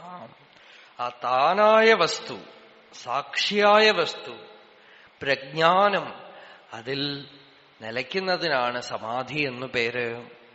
അവിടെ ദേശം കാലമൊന്നുമില്ല. അതിന് നിരന്തരം അഭ്യാസം ചെയ്യാനുള്ള മാർഗമാണ് ഞാൻ ആര് എന്നുള്ള വിചാരം. ഓരോ വിചാരം വരുമ്പോഴും ഈ വിചാരം ആർക്ക് വരുന്നു? എനിക്ക് വരുന്നു. എനിക്ക് എനിക്ക് എനിക്ക് എനിക്ക് എന്ന് തോന്നുന്നുണ്ടല്ലോ, ആ ഒരു സ്ഫുരണയെ ശ്രദ്ധിക്കുക. ആ ഞാൻ എന്താണ്? എനിക്ക് ഈ ഞാൻ എന്നുള്ളത് എന്താണ്? എവിടെ നിന്ന് ഉദിക്കുന്നു? അതിന്റെ സ്വരൂപം എന്താ? അതിനെ പിടിച്ചുകൊണ്ടേ നിൽക്കുക. അതെവിടെ ഉദിക്കുന്നു അവിടെ ലയിക്കും. അവിടെ കേവലമായ ഒരു സത്ത, എക്സിസ്റ്റൻസ്, ശാന്തി, അത് മാത്രം നിൽക്കും. ഒരു സെക്കൻഡ് കഴിഞ്ഞാൽ വീണ്ടും പോന്നു, വീണ്ടും. അതാണ് ജ്ഞാതേ വസ്തുനി അപ്പി ബലവതീ വാസന അനാദിരേഷ കർത്താ ഭോക്താപി അഹമിതി ദൃഢ യാസ്യ സംസാരഹേതു. അതിൽ വീണുപോവാതെ പ്രത്യക് ദൃഷ്ട്യ ആത്മനി നിവസത, പ്രത്യക്കിൽ നിൽക്കണം എന്നാണ്. പ്രത്യക്കായ ആത്മാവിൽ ദൃഷ്ടി പതറാതെ വീണ്ടും വീണ്ടും വീണ്ടും അഭ്യസിച്ച് വാസനാശൂന്യമാകുമ്പോ യഥായഥാ പ്രത്യകവസ്ഥിതം മനഃ തഥാ തഥാ മുഞ്ചതി ബാഹ്യവാസനാ നിശേഷമോക്ഷേ സതി വാസനാനാം ആത്മാനുഭൂതി പ്രതിബന്ധശൂന്യ. പ്രതിബന്ധശൂന്യമായ ആത്മാനുഭൂതി ഉണ്ടാവും. വാസനകൾ ഉള്ളപ്പോ വീണ്ടും വീണ്ടും കർത്തൃത്വ ഭോക്തൃത്വങ്ങളുടെ പ്ലെയിനിലേക്ക് വരുമ്പോ there will be interrupted self experience. Interrupted experience of ആത്മൻ. When there is total extinguishment of vasanas,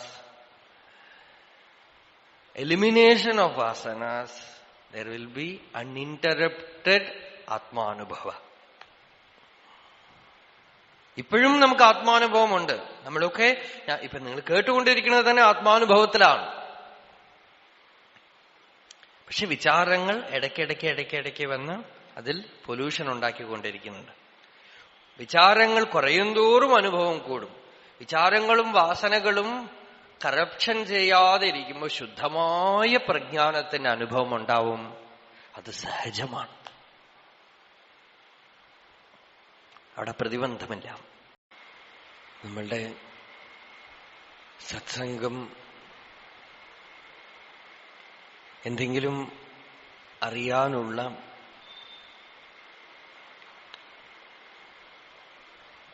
ഒരു പ്രോസസ് അല്ല.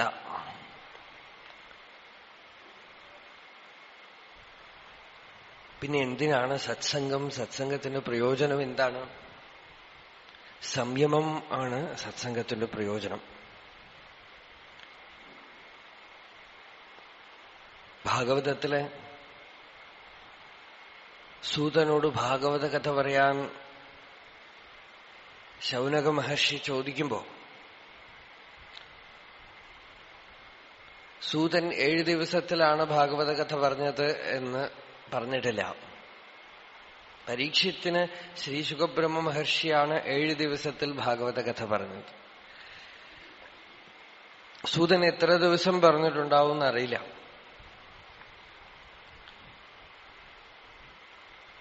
സൂതൻ ആ യജ്ഞശാലയിലേക്ക് വന്ന് ഇരുന്ന് ഭാഗവതം പറഞ്ഞു തുടങ്ങുമ്പോ ശൗനകൻ പറയണത് ഞങ്ങള് ദീർഘസത്രത്തിൽ ഇരിക്കുകയാണ് എന്നാണ്. ആ ദീർഘസത്രത്തിന്റെ ഭാഗമായിട്ടാണ് ഭാഗവത കഥ പറയാൻ പറയണത്. ദീർഘസത്രം എന്താന്ന് വെച്ചാൽ 1000 വർഷം നീണ്ടു നിൽക്കുന്ന യാഗം, യജ്ഞം. സത്രം സ്വർഗായ ലോകായ സഹസ്രസമം ആസത. 1000 വർഷം എന്ന് വെച്ചാൽ 1000 വർഷം ആയുസ്സുണ്ടാവോ അറിയില്ല, ഉണ്ടാവാം.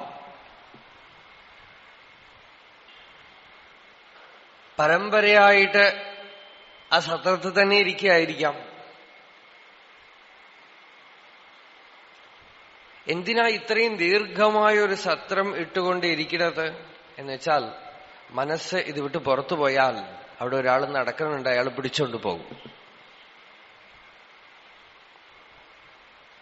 വിക്ഷോഭരൂപത്തില് സത്യത്തിൽ നിന്നും വഴിതെറ്റിക്കുക മാത്രം തന്റെ തൊഴിലായി എടുത്തിട്ടുള്ള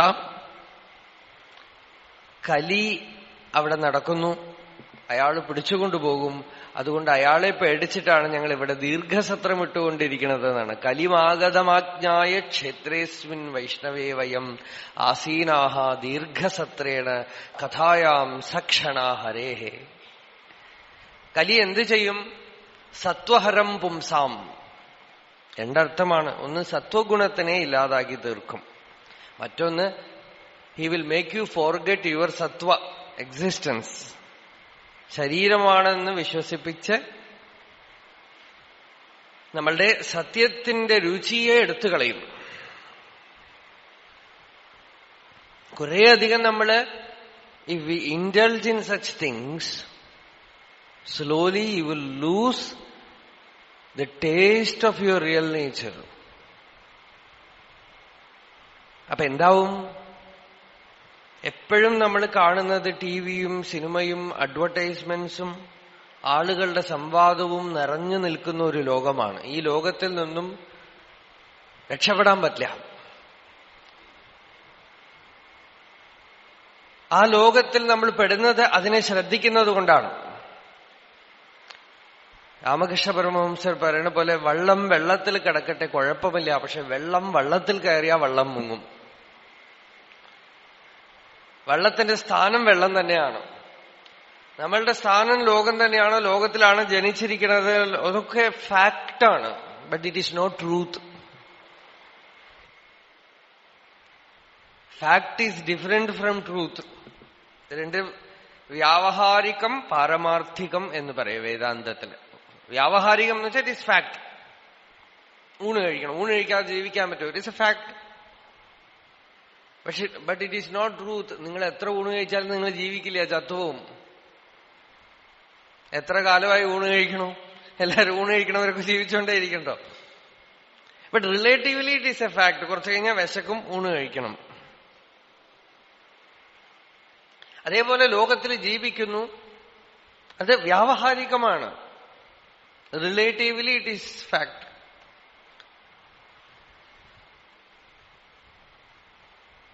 അവിടെ നമ്മളുടെ ശ്രദ്ധ പുറത്തേക്ക് പോകുന്നു എന്നുള്ളതും നമ്മളുടെ ദൗർബല്യം കൊണ്ടോ എത്രയോ ജന്മമായി അഭ്യസിച്ചത് കൊണ്ടോ ഇപ്പോൾ ഉള്ള ഒരു കാര്യമാണ്. അവിടെ അതീവ ആകർഷകമായ പദാർത്ഥങ്ങളെ നമ്മളുടെ മുമ്പിൽ നിറച്ചു വച്ചിരിക്കുകയാണ്. ഈ നിറച്ചു വെച്ചിരിക്കുന്നത് ആരാണെന്ന് ചോദിക്കേണ്ട. വേദാന്തം പറയും നമ്മളുടെ തന്നെ അവിദ്യ, അജ്ഞാനം കൊണ്ട് നമ്മൾ തന്നെ കെട്ടുപടുത്ത ഒരു ലോകമാണ്. പക്ഷെ ഈ ജന്മത്തിനെ മാത്രം കണക്കിലെടുത്തുകൊണ്ട് ചോദ്യം ചോദിക്കുന്ന അന്യമതസ്ഥർക്ക് ഇതിനൊരു ഉത്തരം കണ്ടെത്താൻ കഴിയാത്തതുകൊണ്ട് നമ്മൾ എന്തുകൊണ്ട് അസ്വതന്ത്രരായി ഇത്തരം ഒരു ജയിലിന്റെ ഉള്ളിൽ വന്ന് കടന്നിരിക്കണോ എന്ന് ചോദിക്കുമ്പോൾ അവർ പറയണത് ഒരു സാത്താൻ ഉണ്ടാവണം, അല്ലാതെ വേറെ വഴിയില്ല. ആ സാത്താനാണ് സിനിമയും ടിവിയും അഡ്വർടൈസ്മെന്റും പണവും പ്രതാപവും വലിയ വലിയ പ്രശ്നങ്ങളും ഒക്കെ ഉണ്ടാക്കണതെന്നാണ്. സാത്താൻ ഇല്ലാതെ എങ്ങനെ സാധിക്കും ഈ ലോകം?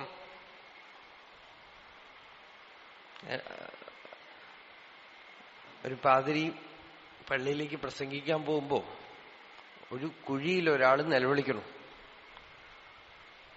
അപ്പോ പാതിരിക്ക് എല്ലാരെയും രക്ഷിക്കണം. അപ്പൊ പാതിരി രക്ഷിക്കാനായിട്ട് അവിടെ പോയപ്പോ ആരാണ് നിങ്ങളെ ചോദിച്ചു. ഞാൻ നിങ്ങളുടെ ഫ്രണ്ടാണ്, സാത്താനാണ്, എന്നെ ഒന്ന് രക്ഷിക്കൂ. പാതിരി പറഞ്ഞു, നിന്നെ ഇല്ലാതാക്കലാണ് എന്റെ ജോലി, അതുകൊണ്ട് തന്നെ ഞാൻ രക്ഷിക്കില്ല, നീ അവിടെ കിടക്കണം. നീ സാത്താനാണെന്ന് അറിഞ്ഞത് നന്നായി, ഏതായാലും നീ കുഴി കിടക്കണം, നല്ലതാ, കിടക്കൂ. അപ്പൊ സാത്താൻ പറഞ്ഞു, അയ്യോ അങ്ങനെ പറയരുത്, സാത്താനാണെങ്കിലും ആരാണെങ്കിലും ദയ കാണിക്കേണ്ടതാണ്, എന്നെ രക്ഷിക്കണം. ദയ എല്ലാരോടും കാണിക്കാം, പക്ഷെ സാത്താനോട് കാണിക്കാൻ പാടില്ല, നീ അവിടെ കിടക്ക. അപ്പൊ സാത്താൻ വേറൊരു ടെക്നിക്ക് എടുത്തു. അദ്ദേഹം പറഞ്ഞു, ഒന്ന് ആലോചിച്ചു നോക്കൂ, ഞാൻ ഇവിടെ കിടന്ന് ചത്തുപോയാൽ നാളെ പള്ളിയിൽ എന്തിനെ കുറിച്ച് പ്രസംഗിക്കും? അപ്പൊ അദ്ദേഹത്തിന് തോന്നി, ശരിയാ, നല്ല ലോജിക്കാണ്, മൂപ്പരില്ലെങ്കിൽ നമ്മളുടെയും കുഴപ്പവും. അലിച്ചെടുത്തോണ്ട് വന്നു. അയാളില്ലാതെ കാര്യം നടക്കില്ല എന്നാണ്. എന്താന്ന് വെച്ചാൽ ഈസ് ഓൺലി കോൺസെപ്റ്റ്. സാത്താൻ എന്ന് പറയണത് അവിദ്യ തന്നെയാണ്. സാത്താൻ അജ്ഞാനം തന്നെയാണ്. അജ്ഞാനമല്ലാതെ അങ്ങനെ ഒരു സാധനമില്ല. പക്ഷെ സാത്താനിന് ഒന്നിനെ വേണമെങ്കിൽ ഫാക്ച്വലായിട്ട് നിങ്ങൾക്ക് പറയാം. എന്താന്ന് വെച്ചാൽ നമ്മളുടെ അജ്ഞാനം ബലപ്പെട്ട് അത് സ്വതന്ത്രമായി ബലമുള്ള ഒരു ജന്തുവായി മാറിയിട്ടുണ്ട്. പ്രേതം ഭൂതം എന്നൊക്കെ പറയണത് അജ്ഞാനം കൊണ്ടുണ്ടാവുന്നതാണേ. അജ്ഞാനം കൊണ്ട് ഉള്ളില് ഈ ego is A dream, actually it's A superstition. പക്ഷെ ആ ഈഗോ, അഹങ്കാരം ഉള്ളിൽ സ്വതന്ത്രമായിരിക്കുകയാണ്. ഇപ്പോ നമ്മൾ പിടിച്ചിട്ട് കിട്ടണില്ല, അല്ലേ? അതാണ് അടുത്ത ജന്മത്തിലേക്ക് പോണതും അടുത്ത ജന്മത്തിലേക്ക് പോണതും. അതിനെയാണ് പ്രേതവും ഭൂതം എന്നൊക്കെ വിളിക്കുന്നത്. അതേപോലെ തന്നെ പുറമേക്കുള്ള ഈ ലോകം നമ്മൾ എത്രയോ ജന്മങ്ങളായി, നമ്മളുടെ അവിദ്യ മാത്രമല്ല ബാക്കിയുള്ളവരുടെ അവിദ്യയുടെ കോൺട്രിബ്യൂഷൻസ് ഒക്കെ എല്ലാം ഉള്ളതുകൊണ്ട് നമുക്ക് വേണ്ടാന്ന് വെച്ചാലും രക്ഷപ്പെടാൻ കഴിയാത്ത വിധത്തിൽ നമ്മളുടെ ശ്രദ്ധയെ തിന്നുന്നതാണ്. അപ്പോ സത്വഹരം പുംസാം, നമ്മളുടെ സത്വത്തിനെ അത് ഹരിച്ചു കളയും. സത്വഗുണത്തിനെ ഹരിക്കും. സത്വഗുണത്തിനെ ഹരിക്കുമ്പോ തന്നെ നമുക്ക് ഡീപ്പറായിട്ടുള്ള കാര്യങ്ങളിൽ, ആഴത്തിലുള്ള നമ്മളെക്കുറിച്ച് തന്നെ ഉള്ള സത്യത്തിൽ രുചി പോയി പോകും. അതുകൊണ്ടാണ് അധികം പേരും വേദാന്തം ഡ്രൈ ആണ് എന്ന് പറയണത്. The moment you verbalize that, you are showing that your mind is full of worldly vasanas.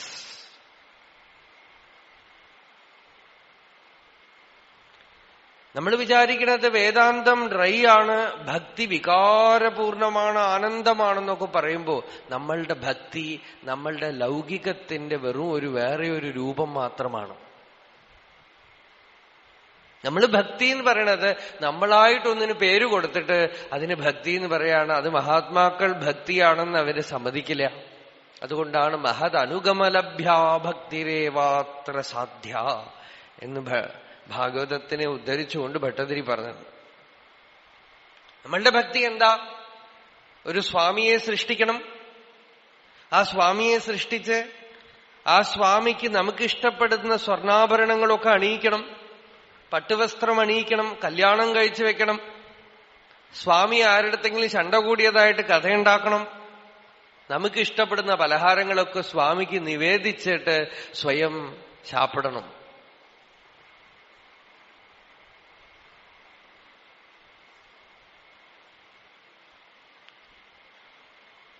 അത് നല്ലതാ. അതിനും മഹാത്മാക്കൾ വിരോധം പറഞ്ഞില്ല. കാരണം അതിൽ സ്വയം എനിക്ക് വേണ്ടി തിന്നുന്നു എന്നും ഞാൻ ആസ്വദിക്കുന്നു എന്നുള്ള സ്വാർത്ഥതയെ വിട്ടിട്ട് ഭഗവാന് കൊടുത്ത് ഭഗവാനെ അലങ്കരിച്ച് കണ്ട് ഒരു നിസ്വാർത്ഥതയും ഒരു ആനന്ദമൊക്കെ അതിന് വരും. പക്ഷെ പലപ്പോഴും അതിനെ അനുവദിച്ച് തരുമ്പോ നമ്മള് ഭഗവാന് വില കൊടുക്കുന്നതിന് പകരം ഈ ആഭരണങ്ങൾക്കും ഈ വസ്തുതകൾക്കൊക്കെ വില കൊടുക്കും. നമ്മളുടെ മുമ്പിലിരിക്കുന്ന ഭഗവാൻ നമ്മളുടെ അന്തര്യാമിയാണെന്നും നമ്മൾ പുറമേക്ക് ആരാധിക്കുന്ന ഭഗവാൻ നമ്മളുടെ ഉള്ളിൽ അനുഭവിച്ച് പ്രേമം നമുക്കുണ്ടായി, ഭഗവാന് ശരണാഗതി ഉണ്ടായി, ഭക്തി ഉണ്ടാവാനുള്ള ഒരു ബാഹ്യ ആവിർഭാവമാണെന്നും നമ്മൾ തീരുമാനിക്കാത്തത് കൊണ്ട് എന്തു പറ്റുന്നു? ഭഗവാൻ പുറമേ ഉള്ള ഒരു വസ്തുവായി മാറുകയും നമ്മളുടെ അഭിമാനത്തിന്റെ ഒരു ചിഹ്നമായി മാറുകയും ചെയ്തിട്ട്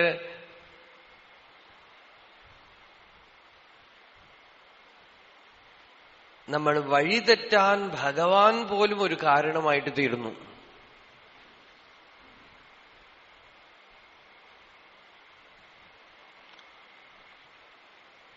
ഒരു മുസ്ലിം ആക്രമണ കാലത്തും ഹിന്ദുക്കളുടെ പാലസ്, അരമനകൾ ആക്രമിക്കപ്പെട്ടിട്ടില്ല. ഒക്കെ അമ്പലങ്ങളാ. കാരണം അമ്പലം അവർക്ക് സ്വാമിയോടുള്ള ഇൻട്രസ്റ്റ് കൊണ്ടൊന്നുമല്ല, മുഖ്യമായിട്ട് ധാരാളം സമ്പത്തും ഒക്കെ ശേഖരിച്ചു വെച്ചത് അവിടെയാ.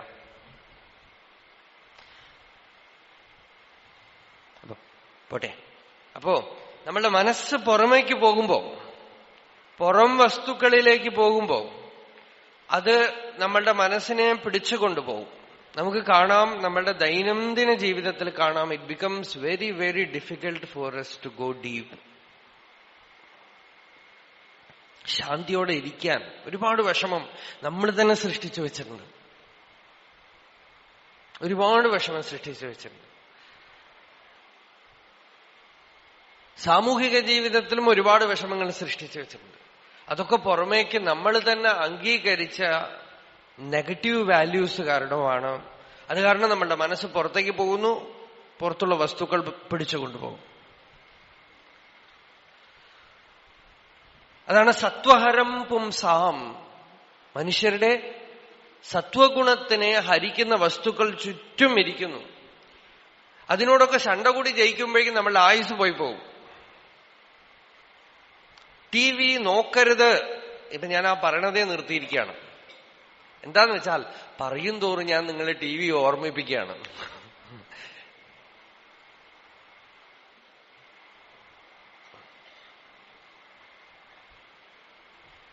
ഒന്നും നെഗറ്റീവായിട്ടുള്ള ഉപദേശം ഒന്നും ഫലിക്കില്ല.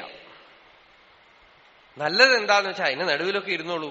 എപ്പോഴെങ്കിലും അതിനകത്ത് പെട്ടുപോയാൽ ശരി, എന്തോ നോക്കൂ, എന്തോ ചെയ്തോളൂ. പക്ഷെ കഴിയുന്നതും പെട്ടുപോവാത്ത രീതിയിലുള്ള സത്സംഗവും യജ്ഞങ്ങളും ഒക്കെ ഒരു മറ്റു വശത്ത് ഏർപ്പാട് ചെയ്ത് വെക്കാതെ വഴിയുള്ളൂ.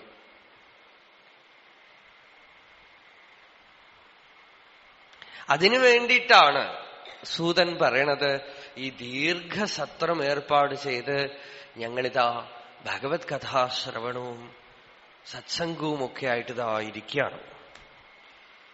ഈ സത്രത്തിന്ന് പുറത്ത് ചാടിയാൽ അയാൾ പിടിച്ചുകൊണ്ടുപോകും. സത്രത്തിന്ന് പുറത്തു പോയാൽ അയാൾ പലതും പറഞ്ഞ് മനസ്സിനെ പുറമേക്ക് ചാടിക്കും.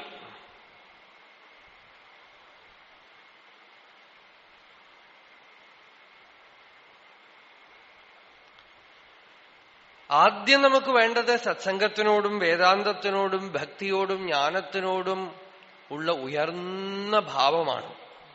അതിനെ തന്നെ എടുത്തു കളയും.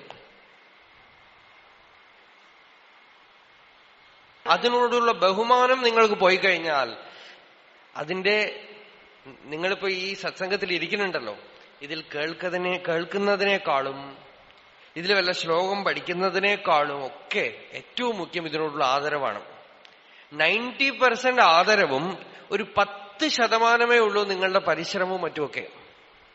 ആ ആദരവുണ്ടെങ്കിൽ നിങ്ങൾക്ക് ഒരു വാക്ക് 2 വാക്കും ഉള്ളിൽ പോയാൽ കാര്യം നടന്നു പോകും. ഇതിപ്പോ വാസിഷ്ഠമാണ്, ഭാഗവതമാണെന്നുള്ള ആ ഭാവം ഉണ്ടല്ലോ, ആ ഭാവമാണ് ഏറ്റവും പ്രധാനം. ആ ഭാവത്തിനെ കലിയെടുത്തു കളയും. പിന്നെ നിങ്ങൾക്ക് ഭാവം അതിനോട് പോയാൽ ബാക്കിയെല്ലാം പോയി. അതുകൊണ്ടാണ് ഋഷികൾ ഈ ഗ്രന്ഥങ്ങളെയൊക്കെ അത്ര ദിവ്യമാണ് ദിവ്യമാണ് ദിവ്യമാണെന്ന് പറഞ്ഞു വെക്കാൻ കാരണം. ആ ദിവ്യഭാവം വളരെ പ്രധാനം. ആ ഭാവത്തോടുകൂടെ നിങ്ങൾ ഒരു വാക്ക് കേട്ടാൽ മതി, സാക്ഷാത്കാരവും ഉണ്ടാകും, ഭഗവത് അനുഭവം ഉണ്ടാകും, എല്ലാം ഉണ്ടാകും. അപ്പോ നമ്മളുടെ സത്വത്തിനെ ഹരിക്കുന്ന വസ്തുക്കൾ, മനസ്സിനെ ചഞ്ചലപ്പെടുത്തുന്ന വസ്തുക്കൾ, സംയമവിരോധിയായ വസ്തുക്കൾ, സംയമമാണ് സത്സംഗത്തിന് വിഷയം. അതാണ് വാസിഷ്ഠത്തിൽ നമ്മളിപ്പോ എടുത്തുകൊണ്ടിരിക്കുന്ന ഭാഗത്തിൽ മുഖ്യം. സംയമമാണ് സത്സംഗം, അല്ലാതെ എന്തെങ്കിലും അറിയലോ പഠിക്കലോ ക്ലാസ്സോ അല്ല. അതുകൊണ്ടാണ് എനിക്ക് വളരെ ക്ലോസ് ആയി അറിയണവരോട് പറയും, രാവിലത്തെ ക്ലാസ് എന്നൊന്നും പറയരുത് നിങ്ങൾ. ഞാനേ ആ വാക്ക് പേടിച്ചിട്ട് ഒരുമാതിരി അതിനൊക്കെ രക്ഷപ്പെട്ടിട്ടാണ് വന്നിരിക്കണത്, സ്കൂളിൽ നിന്നും കോളേജിൽ നിന്നൊക്കെ. അത് കേട്ടാ പേടിയാണ്. തരമുണ്ടെങ്കിൽ മഴ പെയ്യാണെങ്കിൽ നനയാതിരിക്കാൻ പോലും സ്കൂളിൽ കയറാൻ പാടില്ല എന്നുള്ള അഭിപ്രായക്കാരനാണ് ഞാൻ.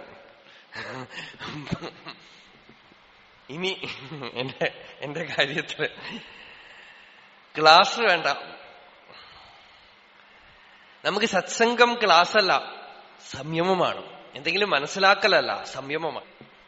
1 മണിക്കൂർ നേരം ശാന്തിയോടെ ഇരിക്കാമെങ്കിൽ, 1 മണിക്കൂർ നേരം മനസ്സ് കഴിയുന്നതും ചലിക്കാതെ ഇരിക്കാമെങ്കിൽ, 1 മണിക്കൂർ നേരം വൈരാഗ്യമോ ഭക്തിയോ എന്തെങ്കിലും ജനിപ്പിക്കുന്ന ഉപാഖ്യാനങ്ങൾ, കഥകളോ അഥവാ വാക്കുകളോ നിങ്ങളുടെ ഉള്ളിൽ പോകുമെങ്കിൽ സത്സംഗം ഫലിച്ചു.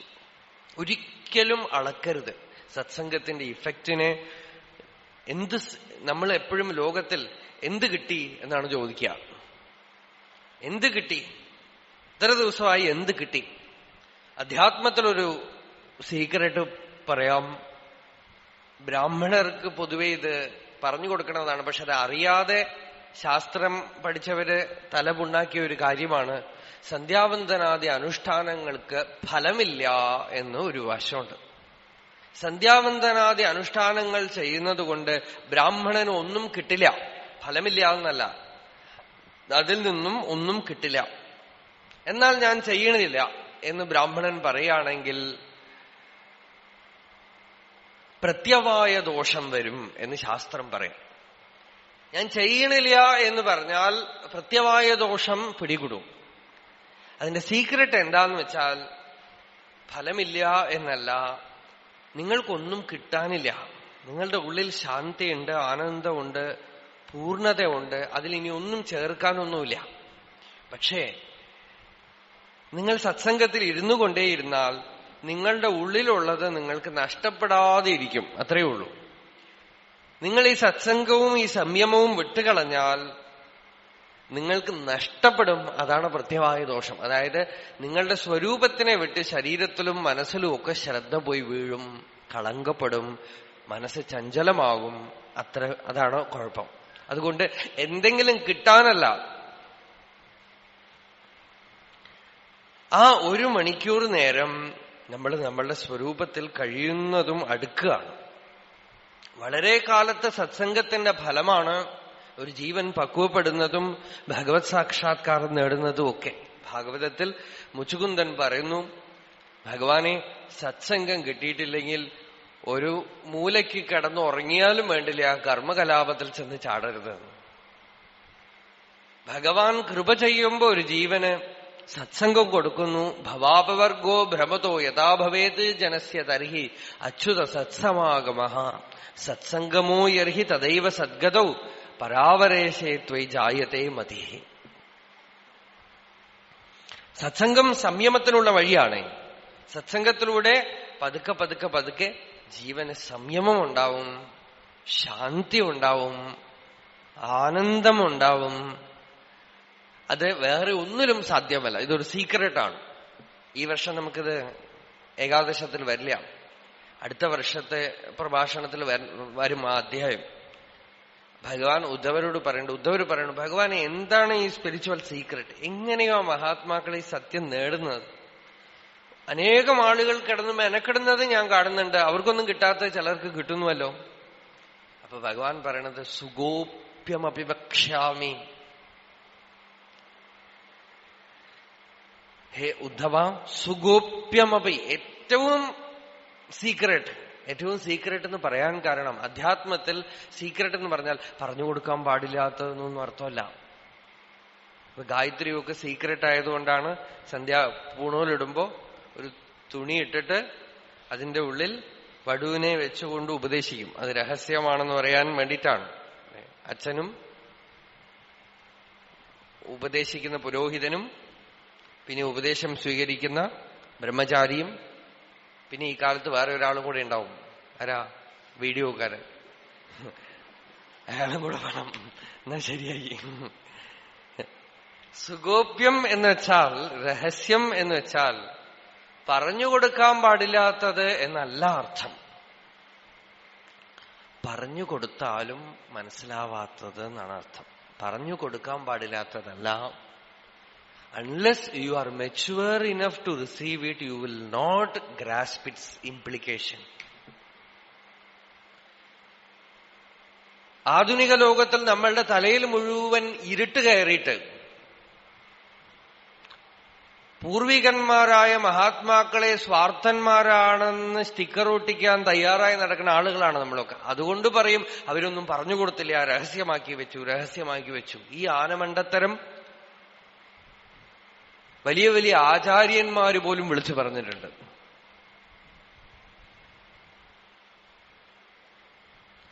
അവര് പറഞ്ഞു കൊടുക്കാതെയല്ല, യോഗ്യതയുള്ളവർക്ക് അത് കൊടുക്കപ്പെടും എന്ന് അവർക്ക് തന്നെ അറിയാം. അതിന് ജാതിയും മതവും ഇതൊന്നും പ്രശ്നമേ അല്ല.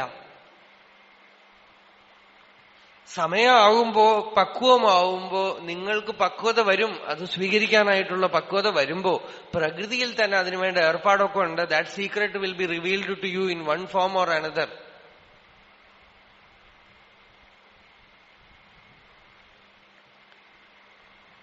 അപ്പൊ ഭഗവാൻ ഇവിടെ പറയുന്നത്, ഉദ്ധവാൻ തനിക്ക് ഏറ്റവും വലിയ രഹസ്യം ഞാൻ പറഞ്ഞുതരാം. ഉദ്ധവൻ ചോദിക്കുന്നത്, ചിലർ യോഗാനുഷ്ഠാനം ചെയ്യുന്നു, ചിലർ ശാസ്ത്രം പഠിക്കുന്നു, ചിലർ തപസ് ചെയ്യുന്നു. അവരൊക്കെ പറയുന്നു, ഞങ്ങളിതാ 40 വർഷമായി പ്രാണായാമം ചെയ്യുകയാണ്, ഞങ്ങൾക്ക് കിട്ടിയില്ലല്ലോ. ഞങ്ങൾ 50 വർഷമായി ശാസ്ത്രം പഠിച്ചു വിചാരം ചെയ്തുകൊണ്ട് ഞങ്ങൾക്ക് കിട്ടുന്നില്ലല്ലോ. അതുകൊണ്ട് തന്നെയാണ് മഹാത്മാക്കൾക്ക് ചിലപ്പോ പെട്ടെന്നൊക്കെ കിട്ടുമ്പോ ആർക്കും വിശ്വാസവും ആവില്ല. അവർക്ക് എങ്ങനെ കിട്ടും? ഇത്ര കാലമായി ഒരാൾ മെനക്കിടുന്നു, അയാൾക്ക് കിട്ടിയിട്ടില്ല, ഇയാൾക്ക് എങ്ങനെ കിട്ടി? ചിലർക്കൊക്കെ കിട്ടും. വളരെ വിചിത്രമായ രീതിയിലാണ് അവർ ആന്തരികമായി പുരോഗമിച്ചത് ആർക്കും അറിയില്ല. രമണ ഭഗവാൻ ഒരു ദിവസം മരണാനുഭവം ഉണ്ടായി, ജ്ഞാനിയായി. ഗുരു നാനാക്ക് പലചരക്ക് കടയില് ഗോതമ്പ് വാരി ഇട്ടുകൊണ്ടിരുന്നതാണ്. 1 2 3 4 5 6 7 8 9 10 11 12 13 എന്ന് പറഞ്ഞ ഉടനെ 13 എന്നുള്ളത് മറന്നുപോയി. 13 ഞാൻ അങ്ങയുടെയാണ്, ഭഗവാന്റെ ആണെന്നുള്ള ഭാവം ഉണ്ടായതോടുകൂടെ ലഹരി പിടിച്ചു. ഗോതമ്പൊക്കെ വാരി ചോട്ടിലൊക്കെ ഇട്ടു. 13 എന്ന് പറഞ്ഞ് നെല്ലുവിളിക്കാൻ തുടങ്ങി. ഇങ്ങനെ കിട്ടാൻ എന്ത് വിധി? അതാണ് ഹരിനാമകീർത്തനത്തിൽ തുഞ്ചത്തെഴുത്തച്ഛനും പറയുന്നത്, ഒരു വ്യാധനെ അനുഗ്രഹിക്കാൻ എന്ത് വിധി, ഒരു ആനയ്ക്ക് പോയി കൊടുക്കാൻ എന്ത് വിധി എന്നൊക്കെ ചോദിക്കണം.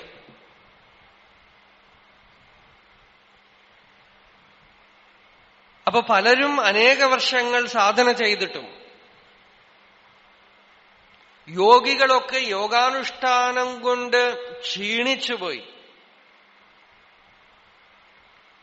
തളർന്നിട്ടും ഞങ്ങൾക്കൊന്നും സാധിച്ചില്ല എന്ന് പറഞ്ഞിരിക്കുമ്പോ അപ്രതീക്ഷിതമായ വേറെ ആർക്കെങ്കിലുമൊക്കെ ഈ സത്യം കിട്ടാൻ എന്താണ് വിധി? ഭഗവാൻ പറയണ അതാണ് സുഗോപ്യം, സീക്രട്ട്. അതിന്റെ മിസ്റ്ററി അതാണ്. എന്താണ് എന്ന് വെച്ചാൽ, നരോദയതി മാം യോഗോ ന സാഖ്യം ന തപഃ ന ഇഷ്ടാപൂർത്തം ന ദക്ഷിണ വ്രതാനി യജ്ഞഃ ഛന്ദാംസി തീർത്ഥാനി നിയമാഃ യമാഃ യഥാ അവരുന്ധേ സത്സംഗഃ സർവസംഗാപഹോ ഹിമാം.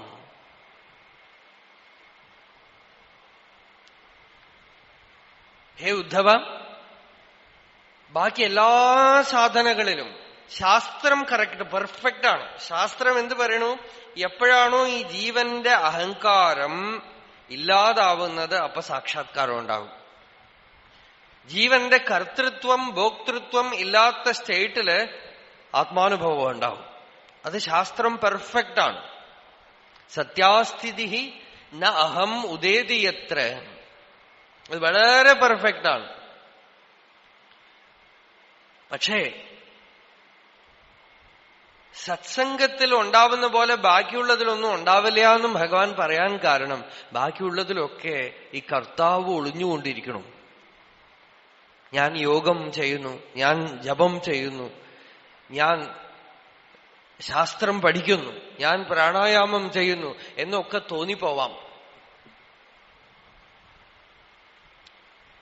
നേരെ മറിച്ച് ശരിയായ സത്സംഗത്തിൽ ഈ ജീവൻ എത്രയോ ജന്മങ്ങൾ അഹങ്കാരം കൊണ്ട് വിഷമിച്ച് കരഞ്ഞ ജീവന് അവസാനം ഒരു സത്സംഗം ഉണ്ടാകുമ്പോ, സത്സംഗം എന്ന് വെച്ചാൽ ഈ പ്രഭാഷണം എന്ന അർത്ഥത്തിലല്ല ഞാൻ പറയണത്, ഒരു സദ്ഗുരു അഥവാ ഒരു പരമഭാഗവതന്റെ സംഘം ഉണ്ടാകുമ്പോ ആ സന്നിധിയിൽ അഹങ്കാരം സ്വയമേവ ശമിക്കുകയും, അവിടെ ഞാൻ ഈ സന്നിധിയിൽ ഇരിക്കുന്നുവെന്നോ എന്തെങ്കിലും സ്വീകരിക്കുന്നുവെന്നോ ഇയാൾക്ക് വിചാരിക്കാൻ പറ്റില്ല. ഇയാൾ അറിയാതെ വിളക്കിൽ നിന്നും വിളക്ക് കൊളുത്തുന്ന പോലെ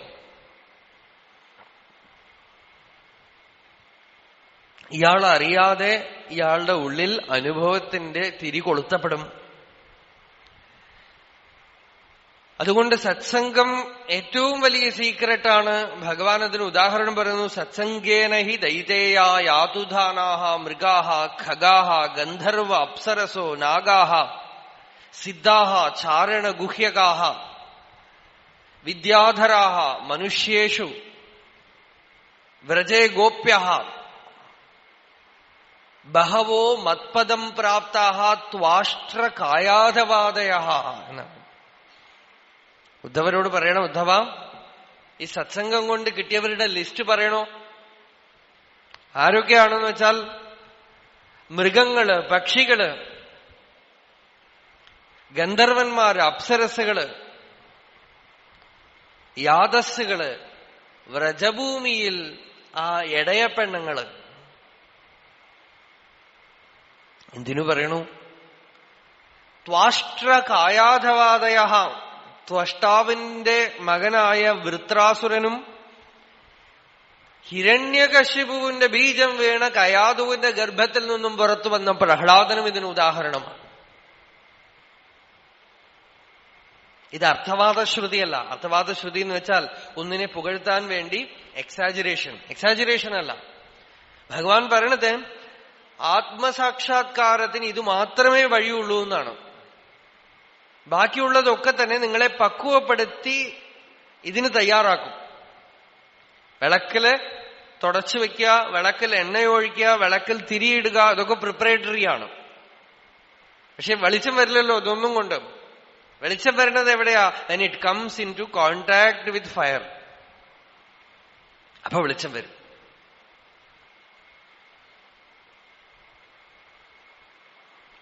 ആ അഗ്നിയുമായി സമ്പർക്കം വരുമ്പോ വെളിച്ചം വരും. അതേപോലെ സ്വയമേവ ഉണർന്നിരിക്കുന്ന ഒരു ബോധമണ്ഡലവുമായി പക്വമായ ഒരു ജീവന് സമ്പർക്കം ഉണ്ടാകുമ്പോ ആ ജീവനിൽ അനുഭൂതിയുടെ തിരി കൊളുത്തപ്പെടും. ആ ബോധമണ്ഡലം മനുഷ്യനിൽ മാത്രമല്ല, വ്യക്തികളിൽ മാത്രമല്ല, ചിലപ്പോ ദിവ്യക്ഷേത്രങ്ങളുടെ രൂപത്തിലായിരിക്കാം, ചിലപ്പോ പ്രകൃതിയിൽ നിന്ന് തന്നെ നിങ്ങൾക്ക് ഗുരു ഉണ്ടാവാം. സൂര്യൻ, കാറ്റ് മുതലായിട്ടുള്ള പ്രകൃതി ശക്തികളൊക്കെ തന്നെ നമ്മളെക്കാൾ ഉയർന്ന മണ്ഡലത്തിലുള്ളവരാണ്. അവർക്ക് പോലും നിങ്ങൾക്ക് ജ്ഞാനം തരാൻ കഴിയും നിങ്ങൾ പക്വമായാൽ. പക്വമായാൽ സത്സംഗത്തിന് ഓടി നടക്കേണ്ട ആവശ്യമില്ല. സത്സംഗം ചുറ്റുമുണ്ട്. നമ്മളുടെ ഉള്ളിൽ നമ്മൾ പക്വപ്പെട്ട് കഴിഞ്ഞാൽ സത്സംഗം നമുക്ക് സംയമം തരും. സംയമം സാക്ഷാത്കാര രൂപമാണ്. സംയമാൻ മനസഹ ശാന്തി. സംയമം എന്ന് വെച്ചാൽ എന്താ? എന്തിനെയാണ് സംയമം ചെയ്യുന്നത്? ഉള്ളില് ഉള്ള ഇമേജ് മേക്കിംഗ് മൈൻഡ്. അതാണ് സംയമമാവുന്നത്. നിരന്തരം മനസ്സ് ഒരു വേതാളത്തിനെ സൃഷ്ടിച്ചുകൊണ്ടിരിക്കുന്നുണ്ട്. ആ വേതാളം ഞാൻ തന്നെയാണ്. ഓരോരുത്തരുടെ ഉള്ളിലുള്ള ഞാൻ എന്നുള്ളതാണ് ആദ്യത്തെ വേതാളം. അഹങ്കാരം തന്നെയാണ് വേതാളം. അഭിമാനവൃത്തി, എന്നെക്കുറിച്ച് എനിക്കുള്ള ഐഡിയാസ്. ഈ വേതാളം ദിവസവും സുഷുപ്തിയിൽ ലയിച്ച് കാണിക്കുകയും ചെയ്യുന്നു. ദിവസം നമ്മൾ രാത്രി ഉറങ്ങുമ്പോ ഇത് അടങ്ങുന്നു. ഒരു നാച്ചുറൽ പ്രോസസ്സിൽ ഇത് അടങ്ങുമ്പോ എല്ലാവർക്കും ഒരുപോലെ സുഖം ഉണ്ടാവുന്നു. പക്ഷെ ആ സുഖം താൽക്കാലികമാണ്. വീണ്ടും രാവിലെ ഇയാള് പുറപ്പെടും. പുറപ്പെട്ടു കഴിഞ്ഞാൽ അനേക വിക്ഷേപങ്ങൾ, വിക്ഷേപശതം കരോതി, നൂറ്റിക്കണക്കിന് ആയിരക്കണക്കിന് വിക്ഷേപങ്ങൾ ഉണ്ടാക്കിക്കൊണ്ട് ഈ അഹന്ത അവിടുന്ന് ആള് എഴുന്നള്ളത്ത് ആരംഭിക്കും. അയാൾ പുറപ്പെടും. അയാളെ സംയമം ചെയ്യലാണ്. അയാൾ എവിടുന്ന് വന്നു, എന്തുകൊണ്ടാണ് ഈ അഹങ്കാരം ഉണ്ടാവുന്നത്, അജ്ഞാന ഈ അഹങ്കൃതിയുടെ മൂലം എന്താ? മൂലാവിദ്യ എന്നാണ് അതിന് പറയുന്നത്. ലളിതാ സഹസ്രനാമത്തിൽ ദേവിക്ക് മൂലാവിദ്യ എന്നൊരു പേരുണ്ട്. അത് മൂലാവിദ്യയല്ല, മൂല അവിദ്യ ആണ്. മൂല അവിദ്യ, പ്രൈമൽ ഇഗ്നറൻസ്. കണക്കിൽ ആദ്യത്തെ സ്റ്റെപ്പ് തെറ്റിയാൽ പിന്നെയുള്ള സ്റ്റെപ്സ് ഒക്കെ തെറ്റും, അല്ലേ? ആദ്യത്തെ സ്റ്റെപ്പ് തെറ്റിയാൽ ബാക്കിയുള്ള സ്റ്റെപ്സ് ഒക്കെ തെറ്റും. അതേപോലെ ആദ്യത്തെ സ്റ്റെപ്പ് എവിടെ പഴച്ചു? ഞാൻ എന്ന് അഖണ്ഡമായ അസ്തിത്വത്തിൽ നിന്നും ഞാൻ എന്നൊരു പ്രത്യേക വ്യക്തി ഉണ്ട് എന്നുള്ള ഭ്രമം നമുക്കുണ്ട്. ഇത് അംഗീകരിച്ചിട്ട് എനിക്ക് മോക്ഷം വേണം, എനിക്ക് ഭഗവാനെ വേണം, എനിക്ക് വൈകുണ്ഠത്ത് പോകണം, എനിക്ക് കൈലാസത്ത് പോകണം എന്ന അനേക അനേക സങ്കല്പ പരമ്പരയാണ്. ഈ വൈകുണ്ഠത്തിലേക്കോ കൈലാസത്തിലേക്കോ സ്വർഗരാജ്യത്തിലേക്കോ ഒക്കെ പോകാൻ ആഗ്രഹിക്കുന്നവൻ ആരാണ്? എനിക്ക് പോണം. ഈ പോകുന്ന ഞാൻ ആരാ? ഈ ഞാൻ വാസ്തവത്തിലുണ്ടോ? ഒന്ന് അന്വേഷിച്ചു നോക്കൂ. അന്വേഷിച്ചു നോക്കിയാൽ ഈ ഞാൻ വെറും ഒരു ഭ്രമം, അജ്ഞാനകൽപ്പന മാത്രമാണെന്നറിയും. മറ്റൊരു ഞാൻ അവിടെ പ്രകാശിക്കും. അത് ഈ അജ്ഞാന ഞാനല്ല, എല്ലാവരുടെ ഉള്ളിലും അഖണ്ഡാകാരമായി എപ്പോഴുമുള്ള ആത്മവസ്തു. അതിന് ജനനവുമില്ല, മരണവുമില്ല. അത് തന്നെ സ്വർഗരാജ്യമാണ്, അത് തന്നെ വൈകുണ്ഠമാണ്, അത് തന്നെ കൈലാസമാണ്, അത് തന്നെ ശാശ്വതപദമാണ്. കൂടസ്ഥ ആശയമൃതേ അഹമിച്ച പ്രസുസ്തേ തദനുസ്മൃതിർന. അഹമിച്ച പ്രസുപ്തേ, ഭാഗവതത്തിൽ പിപ്പലായനൻ പറയാണ്, അഹമിച്ച പ്രസുപ്തേ തദനുസ്മൃതിർന. ആ അഹങ്കാരവും ചെന്ന് പ്രകർഷേണ സുപ്തമാകുമ്പോൾ അവന്റെ അനുസ്മൃതി ഉണ്ടാകുന്നു എന്നാണ്. ബോധപൂർവം അഹങ്കാരം നീക്കപ്പെടുമ്പോ ഉള്ളത് കുണ്ഠമില്ലാത്തവനാണ്. കുണ്ഠം എന്ന് വെച്ചാൽ അജ്ഞാനം, വികല്പം, തടസ്സം എന്നൊക്കെ അർത്ഥം. ആ തടസ്സമൊന്നുമില്ലാത്തവനാണ് വൈകുണ്ഠൻ. അവിടെ രണ്ടില്ല, അവിടെ ഒന്നേ ഉള്ളൂ. അത് നമ്മളുടെ സ്വരൂപമാണ്. പുംസഹ നിജ മനോരഥ കൽപ്പിതോ മനോമോഹ കൽപ്പിതോ ദുഃഖദ സ്മൃത സംസാര ചിരവേതാള വിചാരേണ വിലീയത്തെ. സംസാര ചിരവേതാള, സംസാരം എന്ന് പറഞ്ഞ് എത്രയോ കാലമായി തുടങ്ങിയിരിക്കുന്ന ഒരു വേതാളം. താളമില്ലാത്തതാണ് വേതാളം. അതിനൊരു താളമില്ല, ഒരു ഋതമില്ല അതിന്. ആ സംസാര ചിരവേതാള, സംസാരം എന്ന് പറയുന്ന ചിരവേതാളം എങ്ങനെ ഇല്ലാതാവും? വിചാരേണ വിലീയത്തെ എന്നാണ്. അവനെ വിചാരം ചെയ്ത് നോക്കിയാൽ ഈ വിൽ ഡിസപ്പിയർ.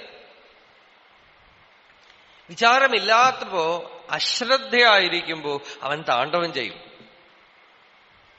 മുരിങ്ങ മരത്തിൽ കിടക്കുന്ന സാധനത്തിനെ വിക്രമാദിത്യൻ എടുത്ത് തോളിലിടുമ്പോ പുറകെ ഇരുന്ന് കഥ പറഞ്ഞുകൊണ്ടേയിരിക്കും.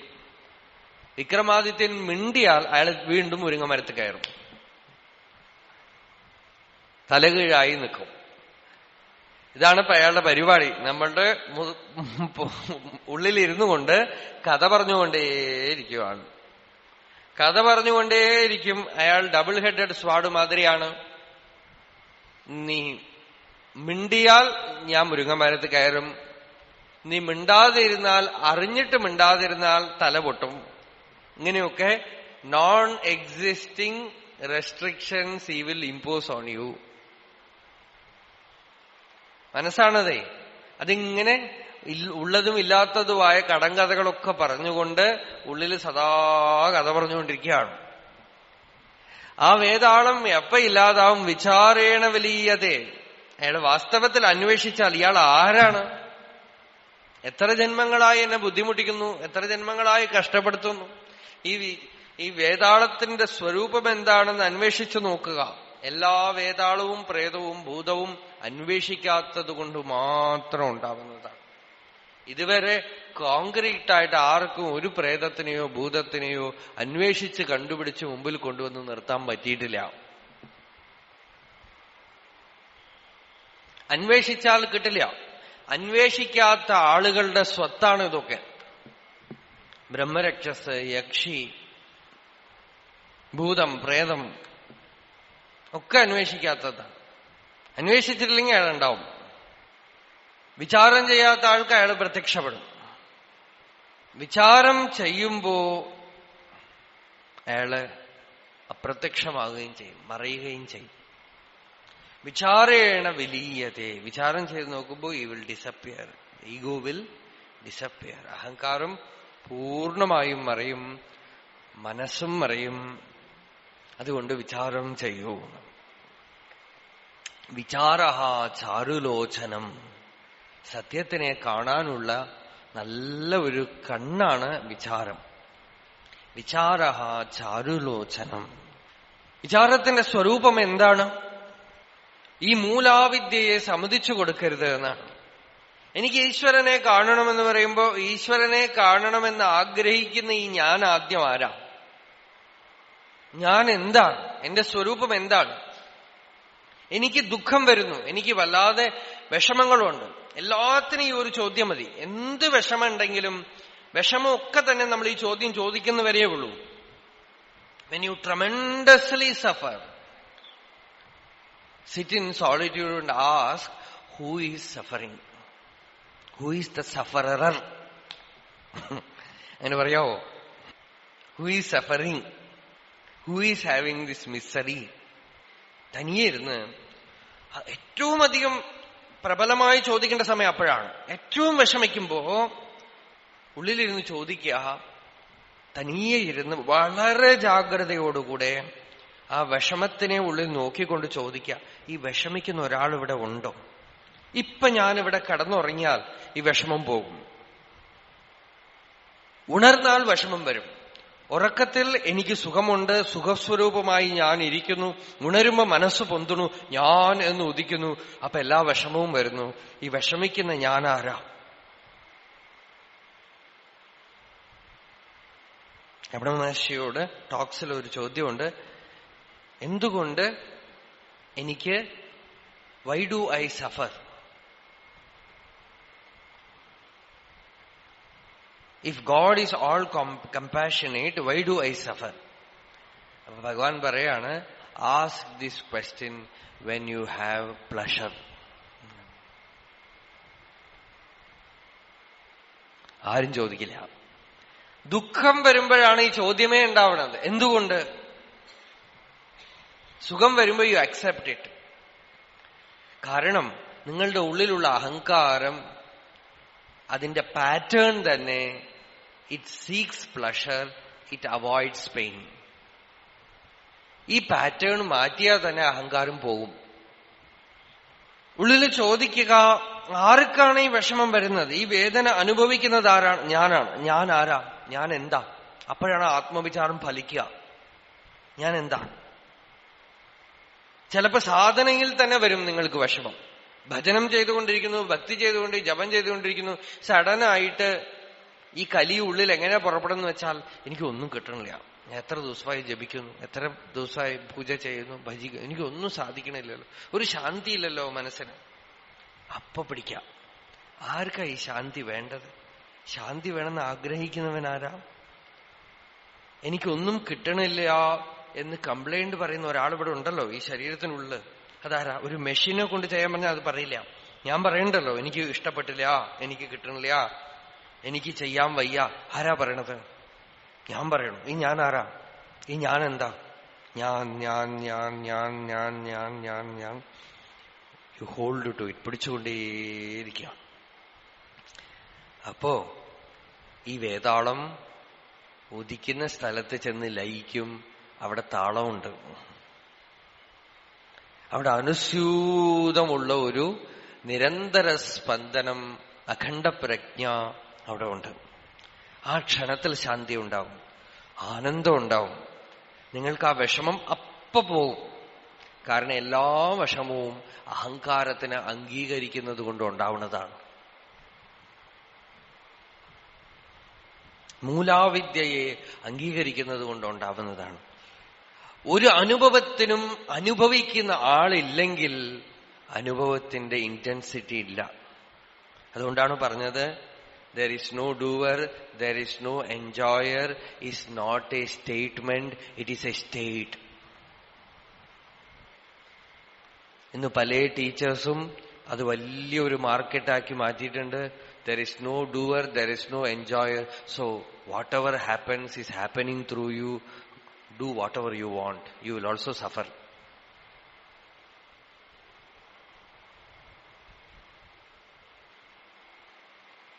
കർത്താവല്ല, ഭോക്താവല്ല, നമ്മളൊന്നും ചെയ്യണില്ല എന്നുള്ളത് ഒരു സ്റ്റേറ്റ്മെന്റ് അല്ല.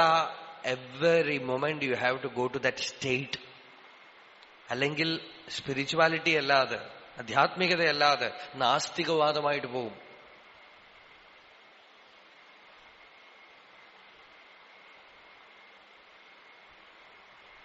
അങ്ങനത്തെ സംഘടനകൾ നിറയുമുണ്ട്. പല കുഴപ്പങ്ങളും അതിനകത്തൊക്കെ വരുന്നുമുണ്ട്. ഇത് നിങ്ങൾ വെറും സ്റ്റേറ്റ്മെന്റ് ആയിട്ട് എടുത്താൽ നിങ്ങളൊക്കെ വഴിതെറ്റി പോകും. നമ്മളൊന്നും ചെയ്യണില്ല, ഒക്കെ നമ്മളിലൂടെ നടക്കുകയാണ് എന്ന് നിങ്ങൾ വെറുതെ ബുദ്ധി കൊണ്ട് മാത്രം അംഗീകരിക്കുകയാണെങ്കിൽ നിങ്ങൾ തോന്നിയതൊക്കെ ചെയ്യും. എന്നിട്ട് പറയും ഞങ്ങളിലൂടെ ഒക്കെ നടക്കുകയാണെന്ന് പറയും.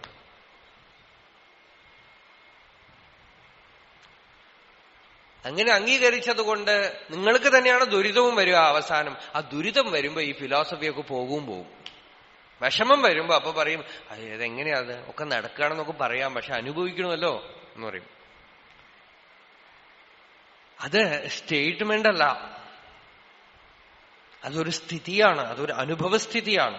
ഓരോ സമയവും ആ വിഷമം വരുമ്പോ വിഷമിക്കുന്നവൻ ആരാണ്, ഈ ദുഃഖിക്കുന്നവൻ ആരാണ്, ഈ അനുഭവം ആർക്കാണ് വരുന്നത് എന്ന് ചോദിച്ച് വിചാരം കൊണ്ട് ഈ ഞാൻ ആരാണ്, ഞാൻ എവിടെ ഉദിക്കുന്നു എന്ന് ആരാഞ്ഞ് ഉള്ളിൽ ചെന്ന് ഞാൻ ഉദിക്കാത്ത സ്ഥിതിയിലിരിക്കുമ്പോ അമൃതം അവിടെ നിന്ന് പ്രവഹിക്കും. ഭക്തിയിലാവുമ്പോ വേറെ ഒരു വിധത്തിലാണ്. ഭക്തിമാർഗത്തിലാവുമ്പോ നിങ്ങൾക്ക് വിഷമം വരുമ്പോ, ദുഃഖം വരുമ്പോ, ഭാഗവതമൊക്കെ പറയണത് എന്താ? ഭഗവാൻ നമുക്ക് ദുഃഖം തരുന്നത് നമ്മളെ ഭഗവാൻ തന്റെ അടുത്തേക്ക് എടുക്കാനാണെന്ന്. ഭക്തിയിൽ നമ്മൾ എന്ത് ചെയ്യും? ആ ഓരോ വിഷമവും ദുഃഖവും വരുമ്പോ ഭഗവാന്റെ അടുത്ത് പോയി നിങ്ങൾ കരയുമ്പോ, ശരണാഗതി ചെയ്യുമ്പോ, എന്നെ കൊണ്ട് വയ്യ ഭഗവാനെ, എനിക്ക് ഈ പ്രശ്നം പരിഹരിക്കാൻ പറ്റണില്ല, എനിക്ക് അങ്ങോട്ട് കടക്കാൻ പറ്റണില്ല, നീ മാത്രമേ ഉള്ളൂ, ഞാനില്ല, എന്നെ കൊണ്ടാവില്ല, നീ മാത്രമേ ഉള്ളൂ എന്ന് പറയുമ്പോ you will reach that state where there is no me. ഞാനില്ലാത്ത സ്ഥിതിയിൽ നാച്ചുറലായിട്ട് നിങ്ങൾ ഇരിക്കുമ്പോ ഒരു ശാന്തി ഉണ്ടാവും. അപ്പൊ നിങ്ങൾ പറയും ഭഗവാന്റെ കൃപയുണ്ടായി. ഭഗവാന്റെ അടുത്ത് കരഞ്ഞപ്പോ ആശ്വാസമായി, ഭഗവാന് ശരണാഗതി ചെയ്തപ്പോ ആശ്വാസമായി, ശാന്തി ഉണ്ടായി, സമാധാനായി. അതുകൊണ്ടാണ് മഹാത്മാക്കളൊക്കെ വെസ്റ്റേൺ മിസ്റ്റിക്സിന് ഈ ജ്ഞാനമാർഗമില്ലാത്തത് കൊണ്ട് അവരില് തെരേസ ആവില എന്ന് പറയണ ഒരു അമ്മ, അവര് പറയണത് ലോകത്തിൽ എവിടെയെങ്കിലും ദുഃഖം വിൽക്കാനുണ്ടെങ്കിൽ ഞാനാണ് ക്യൂവിൽ ആദ്യം പോയി നിൽക്കുക എന്നാണ്. എന്താന്ന് വെച്ചാൽ ദുഃഖം വാങ്ങിക്കാൻ. ആ ദുഃഖം ആണ് എന്നെ കർത്താവിന്റെ അടുത്തേക്ക് കൊണ്ടുപോണത് എന്ന് പറഞ്ഞു. ദുഃഖം വരുമ്പോഴൊക്കെ ഞാൻ കരയും. പക്ഷേ നിങ്ങൾ എപ്പോഴും ദുഃഖത്തിനെ ആശ്രയിച്ചുകൊണ്ട് ഭഗവാനെ നേടണം എന്ന് വെച്ചാൽ നടക്കില്ല. ഒന്നിനെ ആശ്രയിക്കാൻ പാടില്ല. ദുഃഖം എന്ത് ചെയ്യുന്നു? നിങ്ങളല്ല കർത്താവ്, നിങ്ങളല്ല ഭോക്താവ് എന്നുള്ള കാര്യത്തിനെ നിങ്ങൾക്ക് അനുഭവപ്പെടുത്തി തരികയാണ്. അതാണ് വേദാന്തം പറയണത്. കർത്തൃഭോക്തൃരൂപമായ അവിദ്യയെ നീക്കിയാൽ ഭഗവത് അനുഭവം ഉണ്ടാവും. അത് ജ്ഞാനം കൊണ്ട് ചെയ്യൂ, അല്ലെങ്കിൽ ഭക്തി കൊണ്ട് ചെയ്യൂ. രണ്ടു വഴിയേ ഉള്ളൂ. ഭക്തി ബാഹ്യമായ ശരണാഗതിയാണ്. ജ്ഞാനം ആന്തരികമായ വിചാരമാണ്. അഥവാ ജ്ഞാനം ബാഹ്യമായ ശരണാഗതിയാണ്, ഭക്തി ആന്തരികമായ വിചാരമാണെന്നും പറയാം. ജ്ഞാനി അകമേക്ക് വിചാരം കൊണ്ട് ശമിക്കുമ്പോ ജ്ഞാനിയെ പുറമേക്ക് കാണുമ്പോ ശരണാഗതനായിട്ടിരിക്കും. അയാൾക്ക് ഒന്നിലും ഞാൻ ചെയ്യണമെന്നുള്ള ഭാവവുമില്ല, ഞാൻ അനുഭവിക്കണമെന്നുള്ള ഭാവവുമില്ല, ഒന്നും അയാളെ എഫക്ട് ചെയ്യണില്ല. ഭക്തനും ഒക്കെ ഭഗവാനാണ് ഉള്ളത് എന്നുള്ള ഭാവത്തിൽ കബീർ ഒരു ദോഹയിൽ പറയുന്നു, തൂ തൂ കർത്ത തൂ ഭയാ മുജ്മേ രഹീനഹൂ. എല്ലാം നീയാണെന്ന് പറഞ്ഞിട്ട് ഇപ്പൊ എന്നിൽ ഒരു ഞാനില്ലാതായിരിക്കണമെന്നാണ്. എല്ലാം നീ നിറഞ്ഞിരിക്കണം. തിത് ദേക്കേ തൂ, എവിടെ ഞാൻ നോക്കിയാലും നീയേ ഉള്ളൂ എന്നാണ്. നീ മാത്രം, രാമൻ മാത്രമേ ഉള്ളൂ. ജാഗ്രതി സ്വപ്നനീ രാജാ രാമ, രാമ ഹേ രാമ, എല്ലാം രാമൻ. എപ്പോ നമുക്ക് പാടുകയൊക്കെ ചെയ്യാം, പക്ഷെ ആ സ്റ്റേറ്റിൽ നമ്മൾ പോകണമെങ്കിൽ ആന്തരികമായി ഈ ഭാവത്തിനെ സ്വീകരിച്ച് അകർത്തൃമണ്ഡലത്തിലിരിക്കണം. ആ അകർത്തൃമണ്ഡലമാണ് സംയമമണ്ഡലം എന്ന് പറയണത്. ആ സംയമം ആർക്കൊണ്ടോ അവൻ നമ്മൾ കാണാത്ത ദേവലോകത്തിൽ ഉണർന്നിരിക്കുന്നവനാണ്. അവന്റെ സൂര്യൻ സദാ ഉച്ചത്തിലാണ്. അസ്തമനമില്ലാത്ത സൂര്യോദയമാണ് അവന്. അതുകൊണ്ടാണ് ഭഗവാൻ പറഞ്ഞത്, യാദ് നിശാ സർവഭൂതാനാം തസ്യാം ജാഗർത്തി സംയമി യസ്യാം ജാഗ്രതി ഭൂതാനി സാ നിശാ പശ്യതോ മുനേ. ഏതൊന്ന് സർവഭൂതങ്ങൾക്കും രാത്രിയാണോ അന്ധകാരമാണോ അതിൽ സംയമി സൂര്യോദയത്തോടെ ഇരിക്കുന്നു. സംയമി ഏതൊരു ലോകത്തിൽ സൂര്യോദയത്തോടുകൂടെ ഇരിക്കുന്നു, ആ ലോകം സാധാരണ ജനങ്ങൾക്ക് അന്ധകാരാവൃതമാണ്. അവർക്കതറിയില്ല. നമ്മള് സാധാരണ മണ്ഡലത്തിൽ ഈ അഹങ്കാരത്തിനോട് ഐഡന്റിഫൈ ചെയ്തുകൊണ്ടിരിക്കുമ്പോ അയാൾക്ക് സദോദിതമായ ലോകമാണ്. എപ്പോഴും അവിടെ ഉദയമാണ്. അവിടെ സൂര്യൻ ഉച്ചത്തിലാണ്. അസ്തമനമേ ഇല്ലാത്ത സൂര്യോദയമാണ്. അതാണ് സംയമി എന്നുള്ള വാക്ക് വാസിഷ്ഠത്തിൽ വളരെ പ്രധാനമായിട്ട് വസിഷ്ഠൻ പറയുന്നത്. ആ സംയമം ആന്തരികമാണ്. ആ സംയമത്തിനാണ് സത്സംഗം. സംയമം കൊണ്ട് മനഃശാന്തിം ഏതി സംസാര സംഭ്രമ മന്ദരേ അസ്പന്ദതാം യാതേ യഥാ ക്ഷീരമഹാർണവ. വൈകുന്നേരം യതോ മമാത്മാ ഭവസി ത്വമേവ തതോ ന വാച്യം മമ കിഞ്ചിദസ്തി യഥാ തവേഷ്ടം കുരു മാം തഥൈവ ത്വാം ആത്മനാഥം രമണം ഭജ.